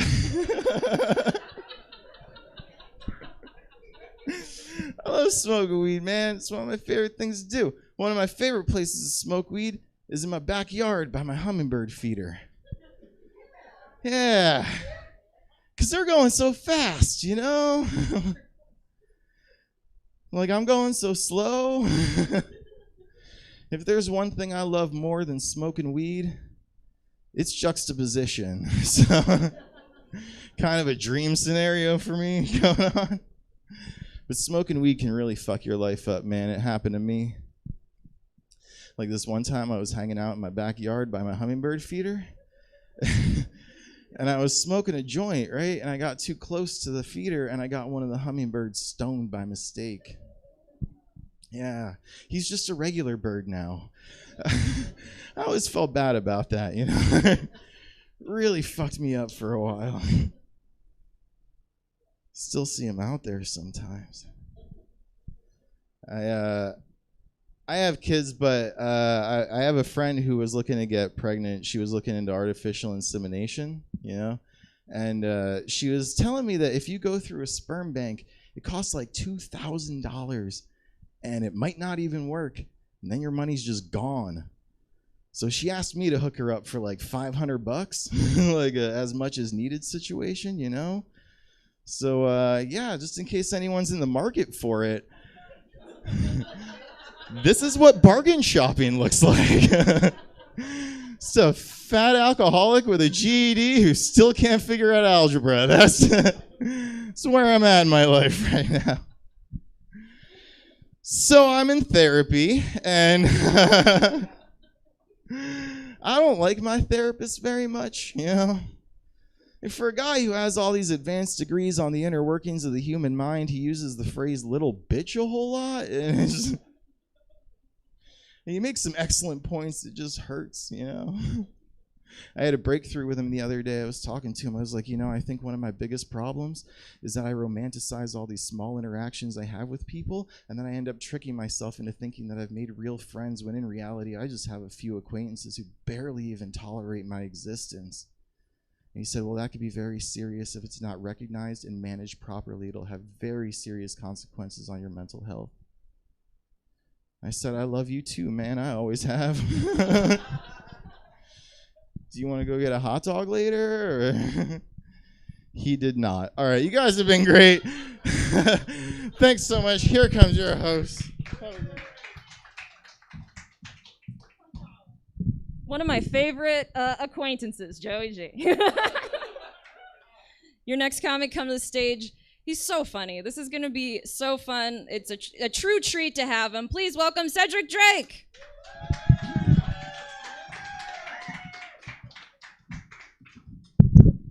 What's up, y'all? How you doing? It's good to be in Sacramento. It's good to be at the Stab Theater. Hopefully I don't get stabbed. No, I'm just joking. That was a cheap laugh. My name is Cedric Drake. I'm not your ordinary black man. I'm not. I like to eat gluten-free cookies. I do. Fucking delicious. It's good for my gut. There's many reasons. I feel like it's lighter to eat gluten-free cookies. I also like to drink kombucha. Fucking delicious. Really good for the gut as well. She's like, this motherfucker is different. I am. I like to go wine tasting with white people, only with white people. It gets really awkward going wine tasting with black people. I'm just going to let you know that. None of us know what the fuck's going on. Most of us just get rosé. That's basically what fucking happens. She knows I'm not lying either. Motherfucker's like, I don't know what a cab is. Let's get the rosé. Shit. Fuck, man. Yeah, I'm also not your ordinary black man because in 2020, like a lot of people, I said fuck it. I did. I just said fuck it and I bought Crocs. It's fucking dope. Like I've been liberated because of Crocs. Crocs have liberated me in a fantastic way. You know, and I don't give a fuck. It's like having an all-terrain vehicle on your feet. It's just fucking fantastic. Rain, sleet, or snow, you can go through anything. It's like, fuck it. Cedric, it's wet. No, I got Crocs on. Fuck it. Let's go. Come on. Let's do it. Shit. Cedric, it's money right there. I don't give a fuck. I'll just wipe them off. Fuck this. Shit. Oh, man. I'm also not your ordinary black man as well, because I have a secret, and I might lose some people in this audience, and that's okay. From time to time, I like a dog to lick me all over my face. And I'm talking to the dog right now. I'm looking at him. He's not paying attention to me. He's not looking at me. But, buddy, thank you. Thank you for giving me joy when you lick my face. Like, he actually, no, I don't want him to lick my face right now. That's okay. It's like a demonstration. No, fuck that. No, I just like dogs to lick me all over my face when I'm feeling sad because it helps my morale. It helps me feel good about myself. You know, and then I wipe myself, and then I wipe my face off because it's nasty. Let's just keep it real. Like, it is gross. It's not something that people should be doing all the time because that dog did lick its own ass. And I get that all the time. It's like, that dog licked its own asshole. I know, but that's where the magic is, ladies and gentlemen. I think there's magic in that asshole that makes me smile.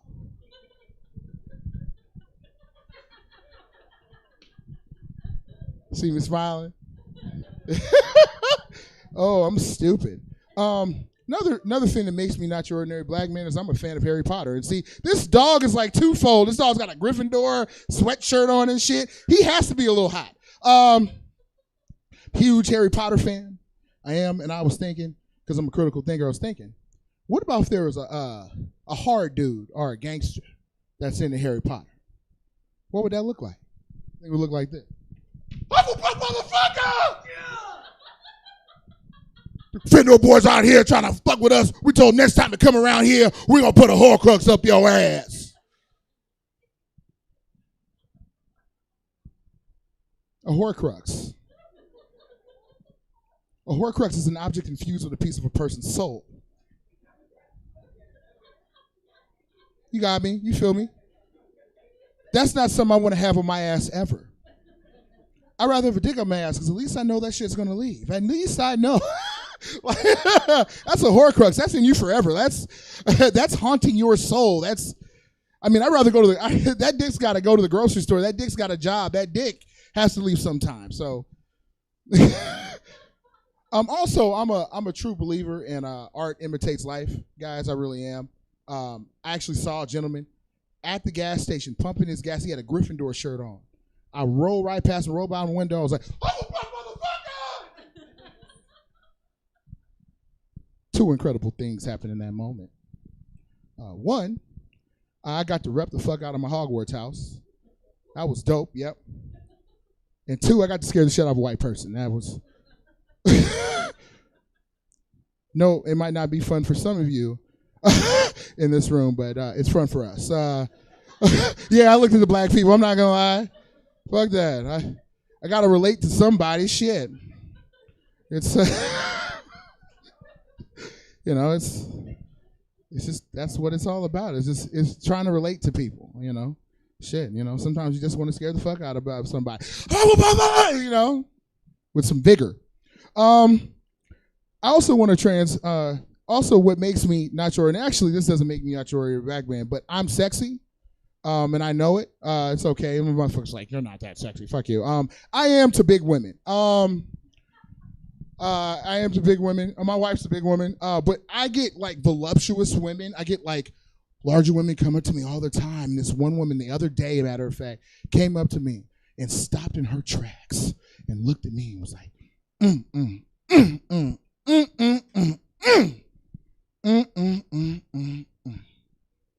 You looking like a snack today.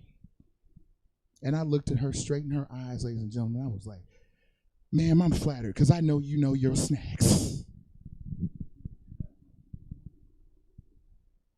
That's fucked up, guy. I was complimenting her. Fuck you guys. Anyway. And then she gave me some Doritos afterwards. That's not my fault. She had a snack in her hand. I'm just trying to... I was just trying to give her a compliment. That's all. Fuck you guys. Laugh at me. I need the laughs. The laughs make me feel good about myself. Like every time I laugh, I grow wings. I don't know where, but I grow wings. I'm free. I will say this. I might also piss some people off with this subject I'm about to talk about. I don't give a fuck. I think it's funny. It's going to be offensive, so get over it. I'm a huge fan of causes. I like anything causes, 5Ks, anything like that shows people that there are people out there that help people steal, and I like that shit. And I like 5Ks. I don't run in 5Ks, but I like 5Ks because it gives back. And one day, I saw a commercial for suicide prevention.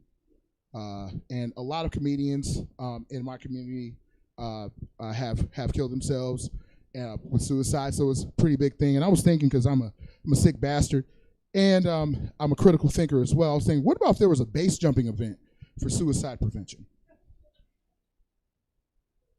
I don't know if I have everybody, but let's proceed. Just ride on me with this journey real quick. We would call it a leap for faith. The slogan would be, we jump off of buildings, bridges, and cliffs. So you don't have to. This was like, I really don't want to laugh at this shit. But fuck, okay. I mean, I'm in to help people. Let me give you a quick synopsis of the event before y'all like hate me. We're on this cliff. We're holding hands one by one. We're looking at each other. As we jump off, Tom Petty's Free Falling is playing in the background. 'Cause I'm free falling. Thank you very much. Appreciate the I appreciate the audio help. I got background singers, guys. I love that shit. I will be honest with you. This pandemic's not over. We got to go to coffee shops now and hang out and get on our computers and look at stupid shit on we're not doing important shit at the coffee shops. I'm not doing anything important at the coffee shop. But I like going to coffee shops because I missed this one thing I got to do it the other day. I went up to the barista. I looked her dead in her eye and I said, "Ma'am, your bathroom is fucked up."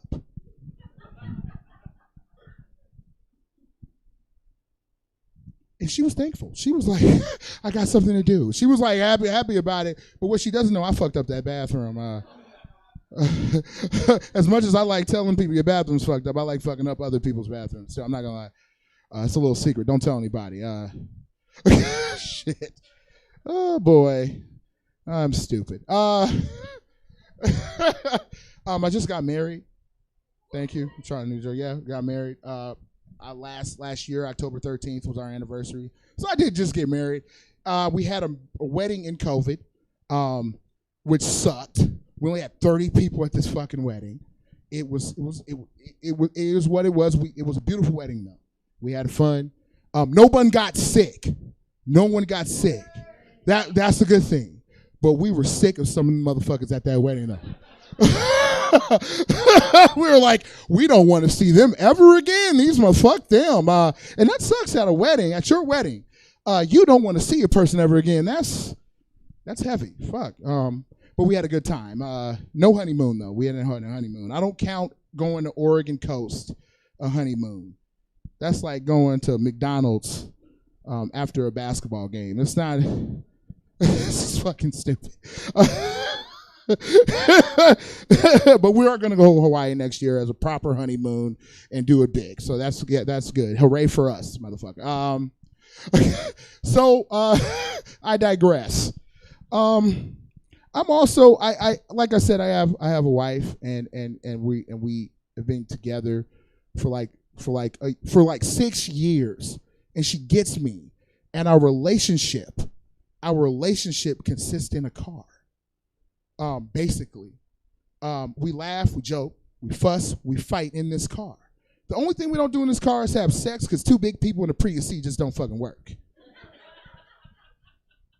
That's like a mission impossible. That's like playing Naked Twister in a Prius C. That's like, okay, you put your hand here. No, you put your leg here. No, don't play with my ass, girl.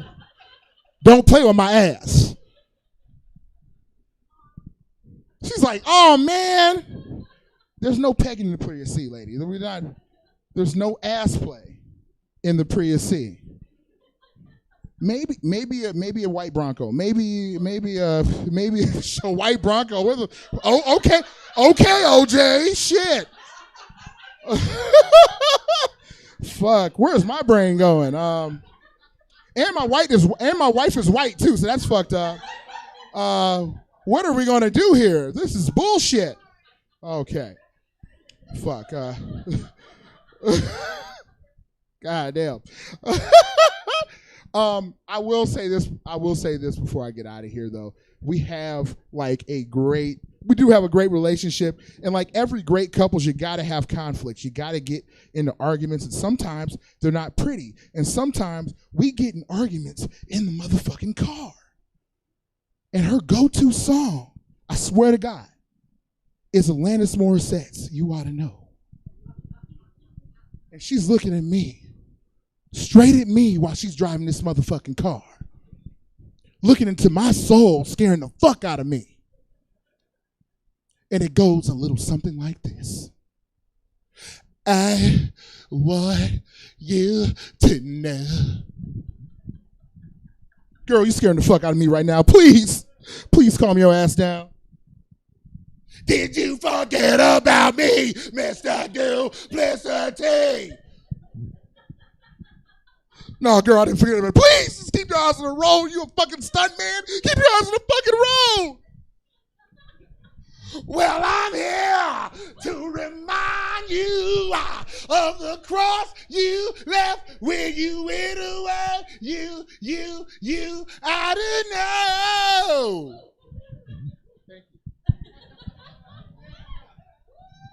And the only way I could respond at that time was, bitch, keep your ass on the road. And that's my time, guys. I'm Cedric Drake. Thank you very much.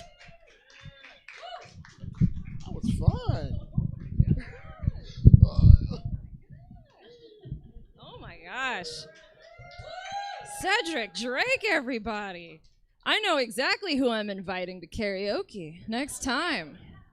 We're gonna, you guys too, man. Let's just have it. Love some karaoke. Your next comic come to stage. Wait, did you say all right? Oh, hell yeah. Jesse, can we oh, sorry.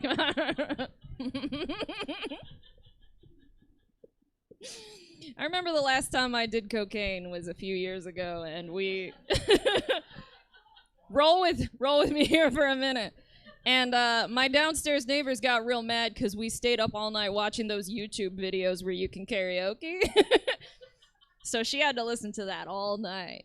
It was 2012, so you can imagine, like, we were just singing hits from 2012, screaming all night. Just, oh dear, oh man, good stuff. Anyway, your next comic coming to the stage. She's super funny, super awesome. You guys are gonna love her. Please welcome Shahara Hyatt.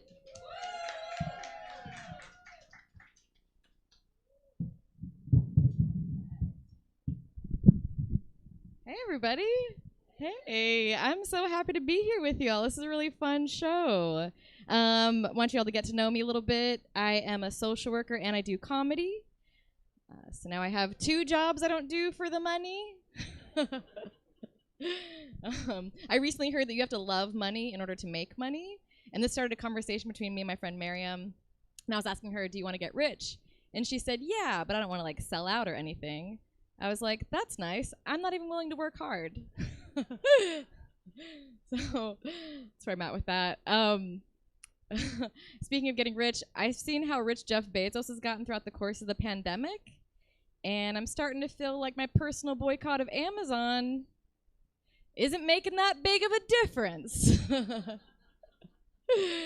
Yeah. You see that he, like, Jeff Bezos, like, went to space or whatever a couple months ago? You saw that? Yeah. Yeah, I'm just like, oh, really? You want to be floating on a planet in outer space? Guess what? You already are. It's called Earth, and you're going to miss it when it's gone. Just cut to Jeff Bezos and Elon Musk looking out a window singing Bruno Mars's I should have bought you flowers. Okay, that's all the singing I am personally going to do for you tonight. But you all drinking tonight? Cheers. Okay, good. We love to see it. Okay, yeah, you're drinking the gingerbread Mountain Dew. Cool. Right. When you're in the holiday spirit, but you still like to play video games. No, I hate it when I get drunk and bring a guy home. And then my boyfriend's like, what the fuck is going on here? And I'm like, give us some space. Do y'all know the rapper Wiz Khalifa? Yeah, okay, love him, super cool. But he said this funny thing recently. He said that straight men shouldn't eat bananas. Oh?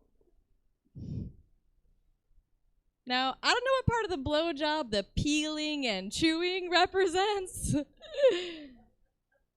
But I'm excited to try something new tonight. I'll let you know how it goes.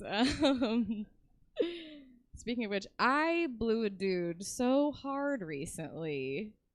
How hard you blew? Yeah, that my crown almost came off. For real. So I picked it up, I put it back on my head, and I went right back to work. just queen things. Now, do y'all think that laughter is the best medicine? Yeah. Or do you think it's universal health care? It's a bit of a toss-up, you know? I personally have given up on universal health care, and now I just want the government to pay for everybody's marijuana and ginger ale. Right? I'm like, I'm sorry, but as someone with near constant anxiety and nausea, I need to drink soda and smoke weed medically. Gingerbread Mountain Dew knows what I'm talking about. So I am also bisexual. Thank you. Yes. Heyo. And I've come out a lot on stage. One of the things that I've noticed is that when you come out as bisexual, people think you're coming out as a threesome. Yeah. Like, not everybody thinks that. Just the ugliest people in the world. And I was doing a show in Folsom. This was pre-pandemic, but I was like a little bit nervous to like talk about my gay shit because I was like, how's this gonna go? But it went pretty well. And this woman came up to me after my set, and she was like, hey, great set. I loved it. And she wanted to give me a hug, so I gave her a hug. And then she was like, ew, don't fall in love with me. I was like, yeah, no problem, bitch. You're a 6. It's not even how bisexuality works. You think I'm attracted to every single person? What a charmed life. See, so I am a bit of a feminist. You may have guessed the whole vibe. But as a result, my boyfriend and I, we use a male form of birth control. It's super sophisticated. You probably never heard of it. It's called the pull-out method.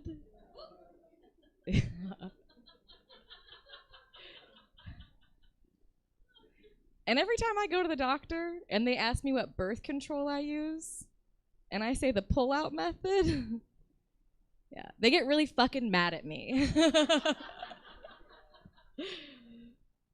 I'm like, listen, I'm in my 30s, I'm in a long-term relationship, and I'm successful.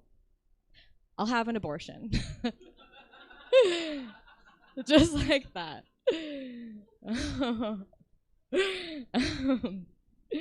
Now, I think that sobriety is kind of like masturbation, and that once it occurs to you, it's probably time to do it. I personally would like to try sobriety, but I would also like to try ketamine. So that's where I'm at in my journey. Fuck you guys. All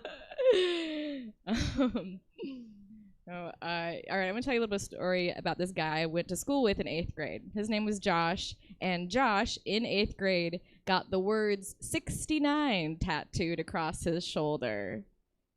You might be saying, Shahara, the words? Don't you mean the numbers? No, Patricia. I mean the words. You got it spelled out SIXTY dash NINE. She's like, what are you doing? You writing a check?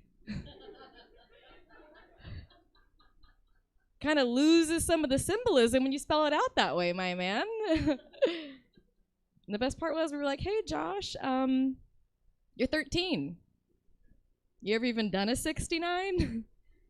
And he was like, no, but I like the idea. And I think that's where Josh was correct. I think nobody likes the 69. I think we all just like the idea. But that's just capitalism trying to get us to maximize our productivity through multitasking, and I'm not here for it.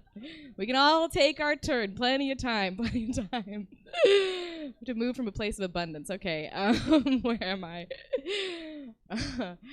No, but I was hooking up with this guy for the first time, and he was like, I know this is cliche, but who's your daddy? It's like, how the fuck am I supposed to answer that?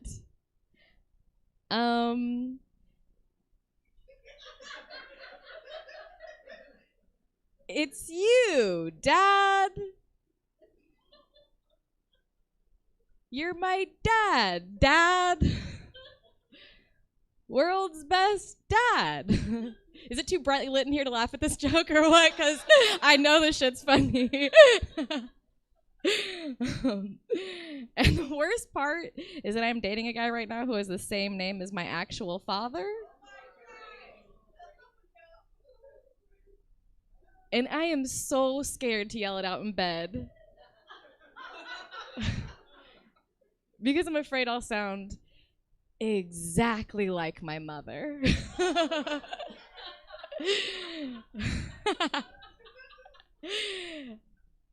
Fuck you and you're welcome. No, you guys are great. This is so much fun. Okay, this next one's gonna be nasty too. Are we cool with that? Are we riding? She's like, I'm here. What can I say? Okay. How did you all find out about the show tonight?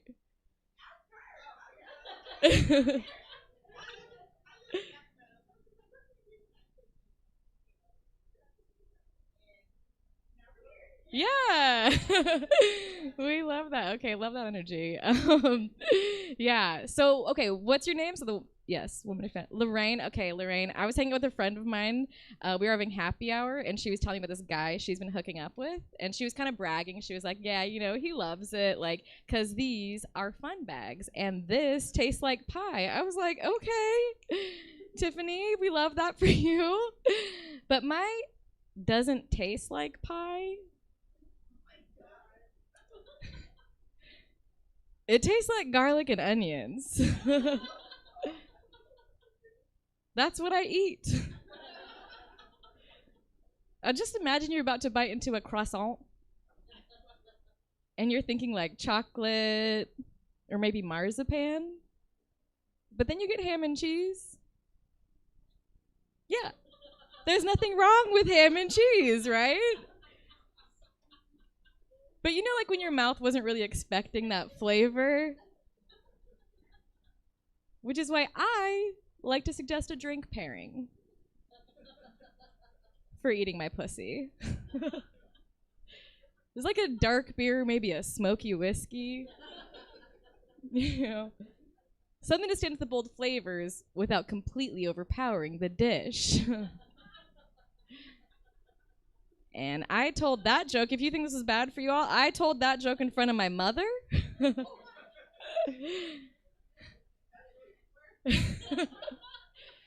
She came up to me after my set and she was like, your father loved whiskey.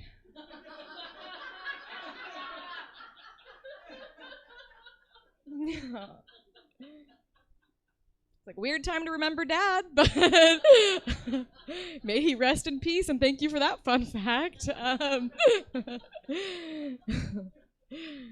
Processing a lot here tonight. What do you think? Coming out story? Another sex joke? Okay. I heard one sex. Let's see. So, as a bisexual woman, I've learned a lot about the differences between men and women in bed. Like, for example, women use a lot less verbal degradation. Yeah. Like, I've never hooking up with a chick, and she's like, yeah, do you like that? You dirty little slut. Nope. And I'm never hooking up with a dude, and he's been like, yeah, do you like that? Because I'm honestly invested in your pleasure. No. They're just like, yeah, you like that? You like that? Do you like that? I'm like, I haven't even said anything yet. Do you like that should not be a rhetorical question. That's like if you were going out to eat and your server came up to you and was like, hey, do you like that? And then just turned around and walked away. Like, I'll answer, my mouth isn't full. Do you know what I'm saying?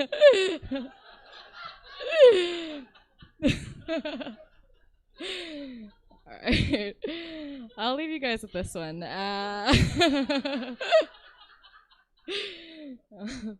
So you all know how women are often complaining about men falling asleep after sex? Just like right after sex. We kind of fucking hate that. Yeah. Well, I recently tried using a strap-on for the first time. It is exhausting.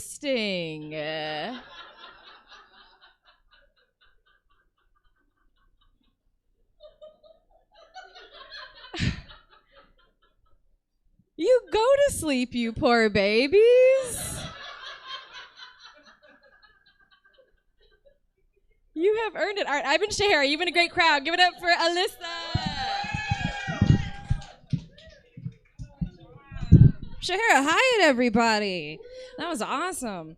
So before I bring up your headliner, I just wanted to do another quick reminder. If you had a raffle ticket and you wanted to throw it in, we're going to raffle those sweet, sweet mugulants after the show. If you want more raffle tickets because you're a madman, I'll be selling them out there. If you really, really wanted a thrift store mug, those extra ones are $1. You can Venmo me. You can throw change at my face. I don't care. But yeah, afterwards we're gonna raffle. It's gonna be a good time. We're gonna bond. But we're also gonna bond over this next comic. He is your headliner for the evening. I'm so excited to have him here. He drove in from the Bay Area. He's going to be doing Sketchfest. Have you guys heard of Doug Benson? Do you know what a Doug Benson is? Okay, some people do. For the people who don't know, don't worry about it. He's going to be doing stuff at Sketchfest with Doug Benson. Super awesome. If you know comedy stuff, that's like, whoa! So if everyone could just do a whoa for him right now. You guys are incredible. Keep your ahs going for Chad Opitz, everybody.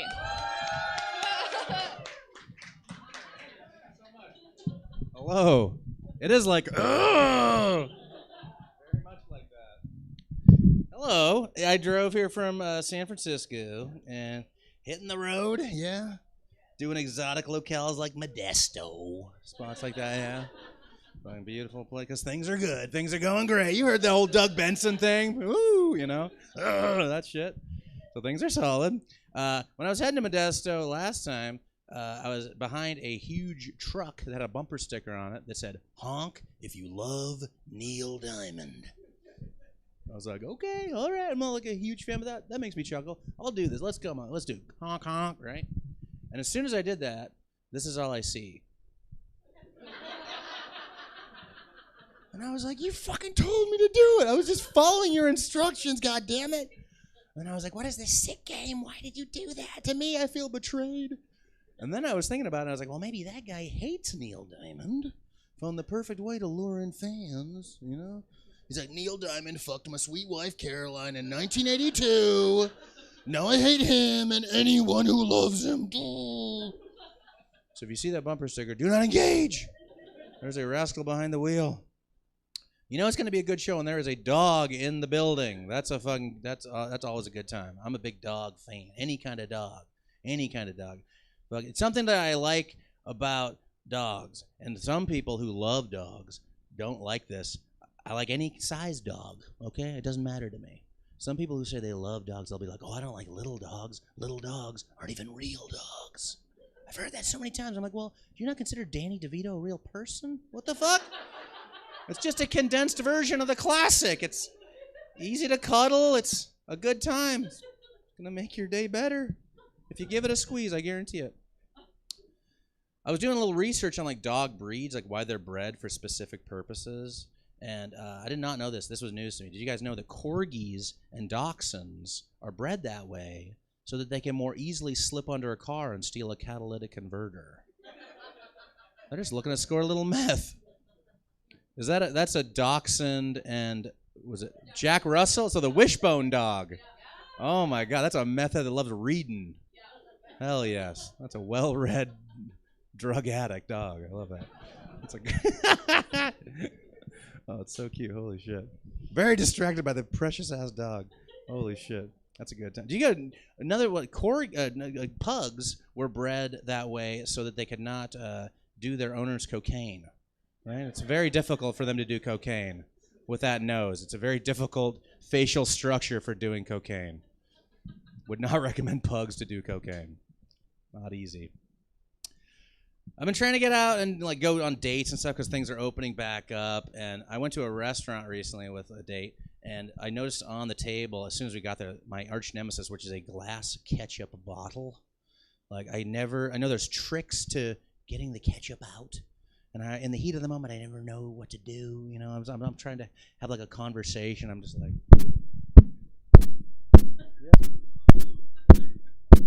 fucking ketchup coming out. My guy next to me notices I'm having an issue, like nudges me. He's like, "Hey, I can help you out there, sir." It's like winking at the lady I'm with, and she's like, "Look, he can do it." Now I'm some sort of ketchup cuck. It's very embarrassing. Very odd.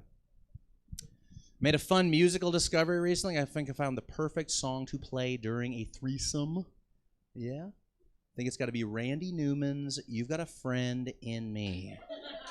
Huh? Keep things light and playful. Perfect for any tryst, I'd say. That was a face-covering joke in the back. She's good.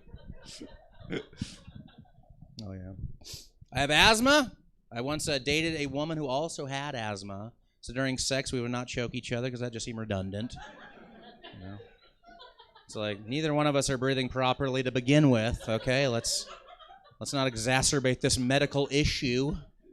We sound like two pugs fucking right now. This is a lot of snorting and sweating and a very unerotic experience for everybody. Is everyone doing okay financially? Everyone good? Everyone doing okay? Well, yeah. Getting into comedy for the money is like getting into Dungeons and Dragons for the sex. It's not a good like money maneuver. I wouldn't recommend it for my financial aspect. I've been thinking like ways to make extra money while I'm living in the Bay Area, like just to like exist there. And like one idea I had, I was reading about food from other cultures, right? That some countries eat donkey burgers, and that's something I've never seen like in the United States. I've never seen a donkey burger restaurant in the United States. So I want to open up the first one, and I want to call it Ass to Mouth. Right?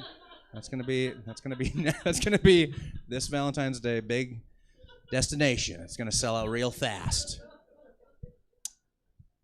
But I was at a bar recently. I wanted to get a delicious drink. I wanted to get a Sex on the Beach. I think that's a good cocktail. I couldn't afford it, so I'd ask the bartender to make me a rim job on the bus,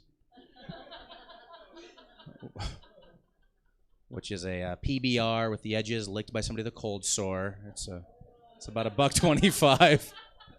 Comes with a free. What's that? Is that some Mountain Dew Ginger Bro, baby? Yeah, they're gonna make the holiday version, the Mountain Dew Ginger Snapped. That's fucking insane, dude. There's so many have you seen there's so many like different like Coca-Cola variations? Like goddamn. And Mountain Dew's getting in on the game. They're like they need it to taste like gingerbread, dude. That's wild as hell. So many versions of that. It's crazy. Goddamn. All right, is everyone dealing with daylight savings time okay? It sucks. It's so, like, why do we do this still? Like, why are we doing this? Like, why do we get together collectively as a society and say, let's do a little throwback? Let's take it back an hour. Like, we get together and we go, if I could turn back time, I'd make it dark at 5 o'clock. That way when I get off work, I'm more depressed than I was before. Such a stupid thing we do. Why do we do that shit? So bizarre. God damn. I was on the phone with my dad the other day. My dad lives up in Washington State, and he was like, in the process of selling a little childhood home I grew up in, he was like, "Hey, Chad, is there any thing you don't want us to throw out? Maybe something you're particularly proud of, like one of the childhood awards that you won?" And I was like, "What? Like, I don't remember like winning any awards. Like, what awards did I win?" And he says, "Well, it looks like in 5th grade you won most humble." Like, you can't even brag about that award. Like, why does that award exist? He's like, "They gave you a plaque to put up on the wall." I'm like, "That's not what the most humble person would do. I gotta hide that away. I gotta tuck that away. I feel weird bringing it up now.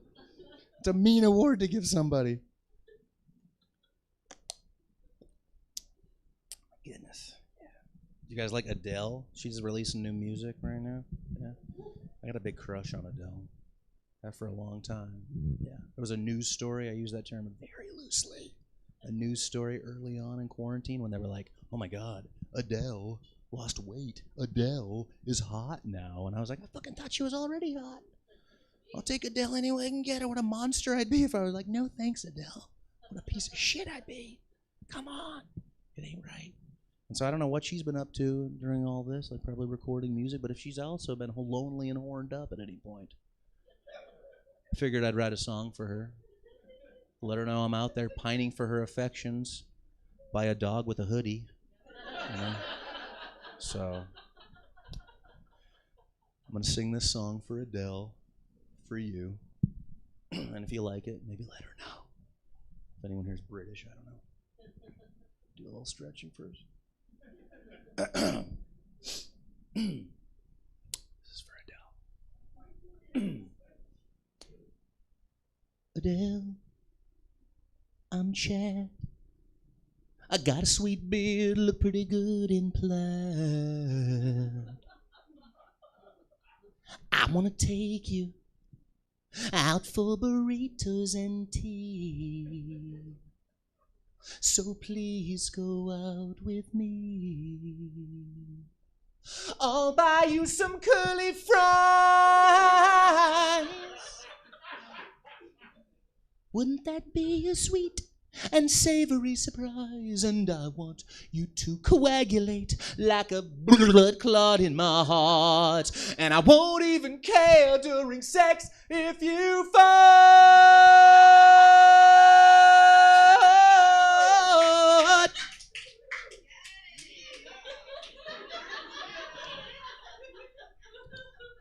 So let's make this dream come true. Okay. Yes, thank you. Yeah. I have the feeling they're gonna get me a date with Adele tonight. You're gonna hop online, find out her manager's number and address, and be like, "You gotta this fucking guy was pouring his heart out by a dog with a hoodie. I've never seen it before. Adele needs to know this man's name." That'd be a beautiful thing. Yeah. If I get a date with Adele out of this show, I'm coming back, and it's White Claws on me, okay? Any kind you want, whatever flavor. Any mango, babe. All the mangoes for the corner over here. Fuck yeah. God damn. A plethora of options for you. I'm glad things are reopening because fucking people got so bored I knew people were too bored when I caught my roommate watching a 70-minute documentary about the song "Who Let the Dogs Out," which was it was simply entitled "Who Let the Dogs Out?" And I think he went in wanting answers. He had like a little notepad with him. I heard him yell like halfway through, "Who did it?" I'm like, fuck, this sounds like a suspense thriller shit. So I'm very glad things are reopening. I went to the movies for the first time in a long time. I saw the trailer for Top Gun 2, which I got excited about because I'm a fucking moron. I love dumb bullshit like that. Tom Cruise is back to do it one more time 36 years later. He's our best fucking hope. I love new Tom Cruise movies because now he insists on doing all of his own stunts. And it's getting like Jackie Chan insane at this point where he's scaling skyscrapers with no wires. He's holding onto planes in midair. And I think it's because Tom Cruise finally realizes that death is the only way out of the Church of Scientology. Right? It's just like, there's no way out at this point. Katie! I was trying to delve into like more music during the pandemic too. Like, I don't know if anyone else has this song, but it takes me like at least like 10 seconds into any Bob Dylan song to like figure out if it's really him or just someone making fun of him. You know, I'm like, is this really how this fucking guy sounds? Like, like what? That's the guy? What the? Okay, it takes me a little bit. That's the dude. So did anyone hear last fall when Vin Diesel made some music? Did you hear this song? You did. It's called. He released a song called "Feel Like I Do," and when I heard Vin Diesel, it was also a bold maneuver. At the age of 53, when dance clubs were closed, he was like, "Now's the time to let him know what I can do on the ones and twos." And I was like, "Fuck, I gotta hear this shit. This is gonna be fucking terrible." And I got strapped in, and then I listened to that song like 40 times in a row, and I got fucking nervous. I was like, "Oh my god, do I love Vin Diesel music? Or do I have COVID-19? Oh, was this a side effect I was not told about? Fuck! Gotta get tested. A clean bill of health. I just have no taste in general. That's all. I just like bad, dumb bullshit, like Top Gun 2. You know? It's wild. Did you guys have a good Halloween? Yeah, I love Halloween. That's my favorite holiday. I love horror movies a lot. Like there's all that stuff at that time. Like something I know, I love like ghost movies, and something I noticed when I'm watching those movies is almost every single time the hauntings are happening inside of like a huge mansion or an estate. It's never like a studio apartment or a duplex, right? And I think there should be more affordable haunted housing. Like I want to run for mayor. Just be like, I want some rent-controlled spookage here. I want get some good scares for my dollar. I also love zombie movies, but I hate like zombie movies where they can run. Like it'd be game over immediately if that's the case. Like don't exercise shame me like that. Like you've been dead 6 years and now you can hop a fence. Fuck you. Like, god damn. It's not right in my opinion. And why do vampires look so good all the time when they can't see themselves in a mirror? Like there should be more sloppy ass vampires. They should look ugly as shit most of the time. They don't know what they're doing look-wise. Doesn't make any sense. But I was so glad like things reopened. Like I think last year might have been the only time that like toilet papering someone's house on Halloween could be seen as an act of kindness. You know? Where they're like, look what they did. They knew we were running low and they fucking threw it up on the house for us. Get it down, kids! That was a benevolent act. But I couldn't do what I do every year on Halloween. I have a tradition. I couldn't do it last year, and this year I did it. Okay, I have a tradition. I go out, I get embarrassingly drunk. When people ask me what I am, I say my father. Then I have to dress up like a can of Coors Light just so they'll hold me. Yeah. When my dad drives through a neighborhood and sees one of those signs that says, drive like your kids live here, he just turns around and drives as fast as possible in the opposite direction. It's kind of a dick. Would you say horniness levels have been ramped up the last year and a half? Yeah, you were fucking, yep. And you're just like, yep! I'm horned up right now. They've been scaled up. They've been scaled up. They've been turned up. It's true. All kinds of people posting up like some, yeah. The dog's horny, everything. Everyone's horny in here. God damn it. Oh, shit. Doesn't have balls anymore? Oh, no, it's all right. No, that's good. Good for you. You're a good dog owner. That's good. That's a good thing to do. It's smart. In these horny times, get them off there. Smart. Your intelligent move. But like all kinds of people have been posting like sexy pictures online looking for a little attention. And what's that called when someone does that? Post up like a sexy picture online? A thirst. Yes. Yeah, thirst trap. 2 people eating right away. There we go. Yes. Simpatico. They're rampant on the interwebs these days. And like in my opinion, when you are in need, when you post a thirst trap, the people that like it in a small way, they become a hero. Yeah. And I think we should start treating them as such and begin calling them thirst responders. Huh? There we go. There we go. Yeah. Hell yeah. Good service. Thank you so much. That's very cool of you. It's very cool. I was doing some like Zoom shows during the pandemic, and they're not as fun. There's no dogs and hoodies on those. That's not nearly as fun as live stuff. But something I did like during some of those was like the lineups made no sense. They were wild as hell. Like one time I was following a dude who was doing like a flaming juggling act. It was all over the place. And like once things fully reopen, it's getting there. I want them to just go nuts with shows, like and do things at places you wouldn't expect. Like I was thinking about this. I was like, how badass would it be to go to like the opera one day and see something like this? Thank you for coming to enjoy Leon Cavello's tragic masterpiece, Pagliacci. But don't forget about our late night Saturday opera. We'll be bringing you Paul Verhoeven's 1987 action classic in a whole new way with Robocopra. Dead or alive, you're coming with me. Is that you, Alex Murphy? Scum corporations make me sick. I once shot a dude in the dick. Look out, it's at 209. Womp, womp, womp, womp, womp. You have 10 seconds to comply, and if you don't, I will make you die. Robocop!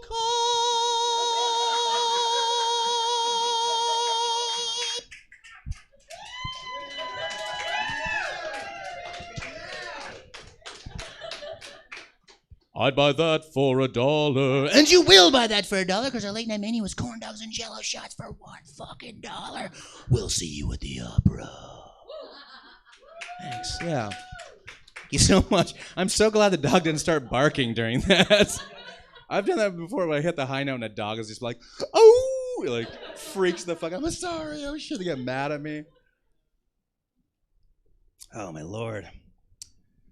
This is an intimate show. Can I be honest about something I'm into sexually with you scamps here at Stab Theater? Is that okay? There was a clap from the fucking lobby. That means it's okay. It's not very popular these days. I sometimes get a little bit of scorn for it, but I kind of enjoy a nice lush bush on a lady. Yeah. Yeah, okay. Your silence speaks volumes. It's okay. That's fine. Don't bother me. That's okay. I like it. I'm not talking about landing strips. I'm talking about farmer's market bush, okay? I'm talking about mason jar of kombucha bush, all right? Like, still pissed off about Bernie Sanders bush, okay? That's what I'm talking about. I'm fine with it. Doesn't bother me. But then I think about it and I wonder why. Why is it something I like? Am I just narcissistic? Huh? Like, do I just want to get on my knees, pull down some panties, and my own face staring back at me? Just, did you just go, hell yeah? That was fucking dope as shit. Oh my god. This is one of those venues I'm glad people are not eating. For like certain times I tell that joke and I'll just see someone push a fucking plate away. They're like, nah, I'm good. They're like, you want a doggy bag? No, I'm good. Yeah. Oh my god. Oh god, yes! Oh baby! I told you the horniness levels have gone up. I fucking, you know, yeah. Good God. Oh lordy. They have a solid fucking beverage selection out there. I noticed they had Coors Light, which is apropos because my dad, he strictly drank Coors Light. As fucking long as I can remember, the only thing he would ever drink is Coors Light. And I was always like, what the fuck? Like, why don't you try something else? There's other options available. Like, why is that the only one? And he was a super cheap dude, so it might have been that. It's super cheap. It's available everywhere. It's at Stab Comedy Theater, you know. And but then I was like, well, maybe at some point he was swayed by advertising, because one time I saw a statement on a bottle of Coors Light that I never forgot. It said, "Experience the legendary taste of Coors Light."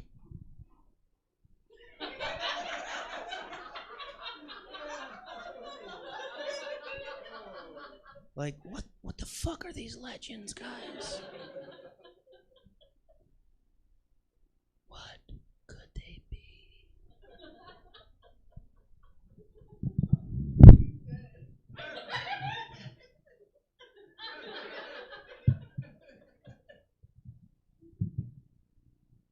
Odin thrust his staff to the heart of the snakehead seductress Medusa, and then shoved a cold, crisp towards life.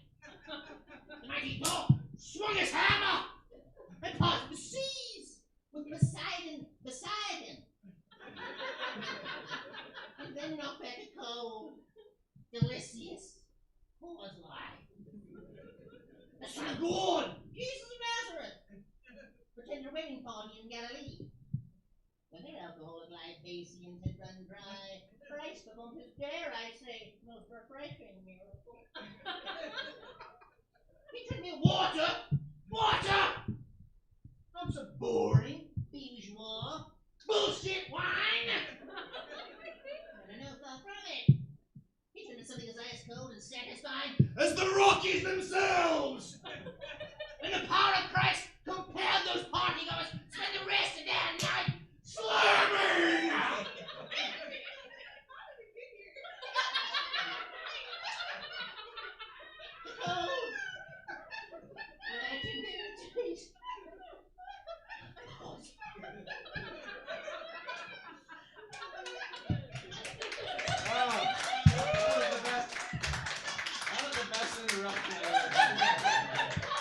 Or she's just like, I don't know what the fuck is going on. Why is this bearded bush-faced man yelling at us? Oh God! All right. Before I go, I'm gonna play a couple songs for you because I brought the keyboard.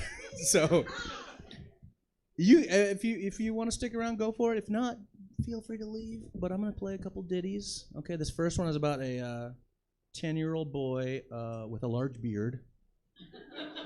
It is non-autobiographical, and it is called Beardo.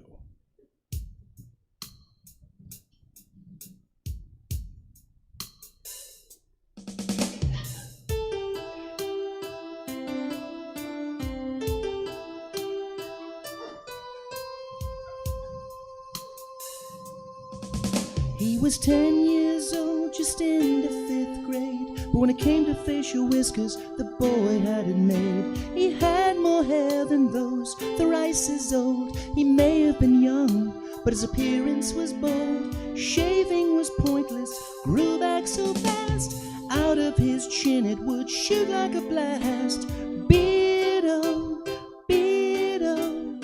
Others tried to call him a weirdo, but he's Beardo, Beardo. Because of the hairs on his face.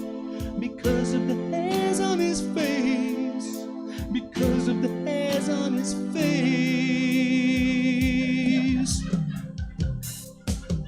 No ID was needed when he went to the bar. He already owned a timeshare and a sensible car. He lost his virginity at the tender age of 8 to a depressed Denny's waitress who was slightly overweight. He's been offered a position starting next fall to teach other kids to grow hair on their balls. No one ever asks him or questions his age. His face tells the story like words on a page. Beardo, Beardo. Others tried to call him a weirdo, but he's Beardo, Beardo. Because of the hairs on his face. Because of the hairs on his face. Because of the hairs on his face.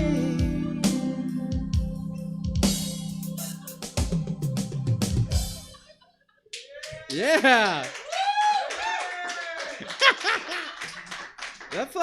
That corner knows how to party, baby. Yeah. This is the shit. Okay, this is the last one I'm playing. You guys have been phenomenal. I love Halloween. Anything like horror related, I'm a big fan of. And this is okay. I'm gonna try and it's gonna be a little Halloween related. It's gonna be a simple ditty about a man who marries a woman who likes to have sex with dead people. Okay, so we're ending it on a very light note. This song is called "I Married a Necro."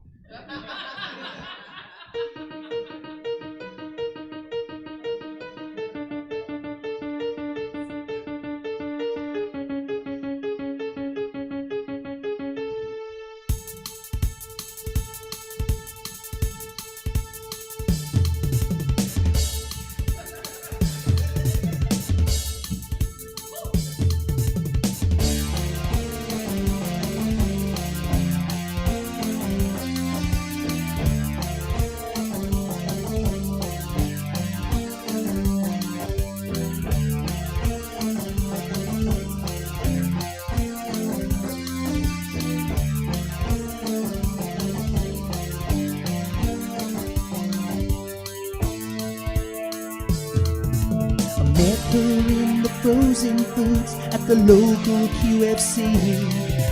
Some of the ice cream melted when her green eyes looked at me.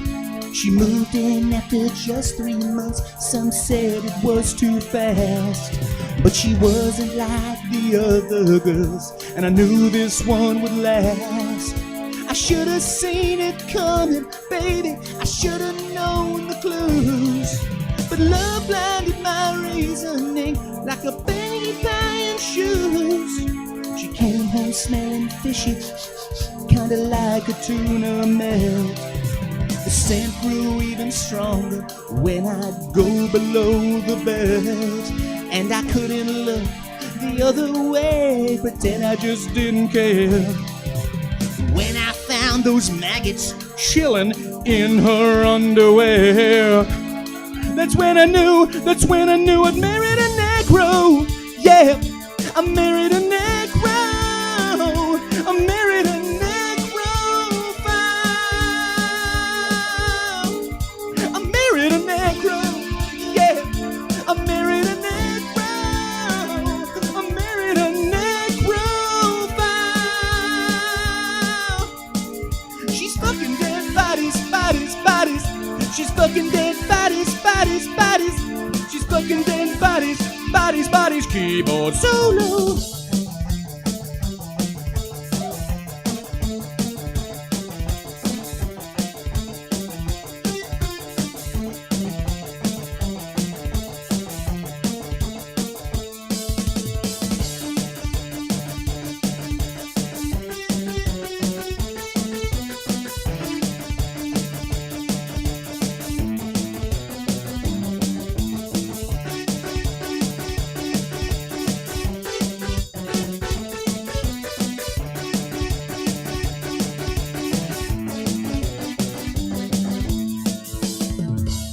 Flesh is warm, my blood runs hot, but that just leaves her cold.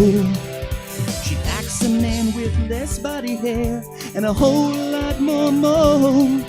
I've tried hard to convince her that sex with me is the way, but how am I gonna compete with a guy who's stiff for fucking dame? It's hard, so goddamn hard being married to a Negro. Yeah, I married a Negro. I married a Negro. Ow! I married a Negro. Yeah, I married a Negro. I married a Negro. She's fucking dead bodies, bodies, bodies. She's fucking dead bodies, bodies, bodies. She's fucking dead bodies, bodies, bodies. And that's not all, no, that's not all. She's making lousy lasagna. Thank you. I've been Chad Opitz. Have a wonderful night, everybody. Thanks for being a fun fucking crew. You're awesome.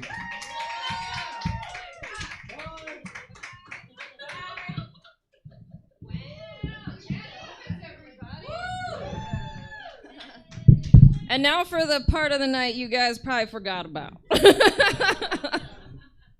So we had everybody do the raffle thing, and we got these two beautiful things. This one, I felt bad because I bought it and I was like, "Ooh, this is kind of ugly." It's pretty cool. I mean, it's cool, but it also is a little terrifying. And in some way, I don't know if you guys can see that. So no, this is from a thrift store. Listen, this is true hipster fashion. The reason this show's called Hipster Treehouse is we did a couple shows in a venue that was a yoga studio that was across the street from a vegan pizza place, across the street from a cemetery, and it was upstairs. And we were like, "Oh, it's like a hipster treehouse." And then but we kind of got we were like, we should probably do this in a place where you're supposed to do comedy. So we're here and we're happy to be here. Steb's always super awesome. So that's why the show's called that. And we were just like, let's just double down on the hipster thing because it turns off people. And the people it turns off are the people I kind of am okay with them being turned off. Like, if someone's getting mad about, oh, what are they going to talk about? Oat milk? I'm like, okay, you don't need to come to the show. So I applaud you guys for being here. I'm so thankful you guys came. Because as you probably could tell, it was a hoot. You guys are all like so much fun. And like the comedians loved you. I love you. I hope you guys have been having a great time. So we have this weird ugly one. And then we have this one. I felt bad. I was like, I can't just give away an ugly one. So I got a pretty one. And there's a bunny on it. It looks like it's got like a thing on its head. Like it's like a classy. This is a earthy bunny. Like this. Do you think this look? You think? Hold on. Do you think the mount? Okay. For the audience on the stream, there's a cookie shelf. This woman thinks this is secret. This is the worst kept secret, and that you can clearly see it. Yeah, I have a secret Honda Fit. You can just see exactly what it is. So yeah, all of you fine people did the raffle. So I'm gonna call a name, and then that person gets to pick whichever one they like, and then the second person called their name ends up with the ugly one. So, all right. And if you don't want it, I mean that's cool too. You can just yell pass, and that's okay. You know, I'm not forcing a mug on anybody. So I don't know how to do the last part of it, but Mary Yeah,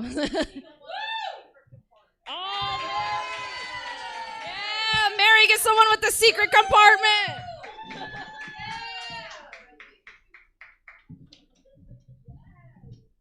You guys are gonna have to water these because I bought them and I put them in there and I was like, I should water them because I transplanted them, but you're gonna have to do that when you get home.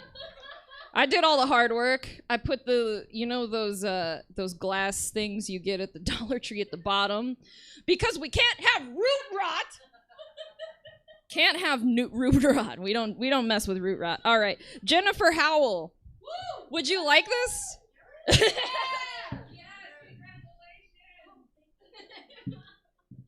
Put it in a windowsill or wherever you want.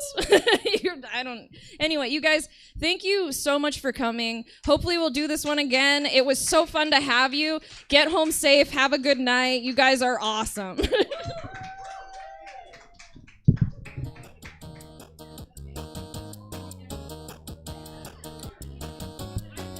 Thank you, guys. Thank you one more time for coming out.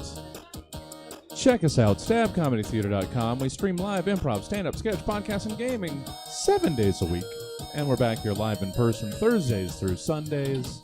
Check it out. Full calendar events at stabcomedytheater.com. Thanks for joining us tonight. Have a good night.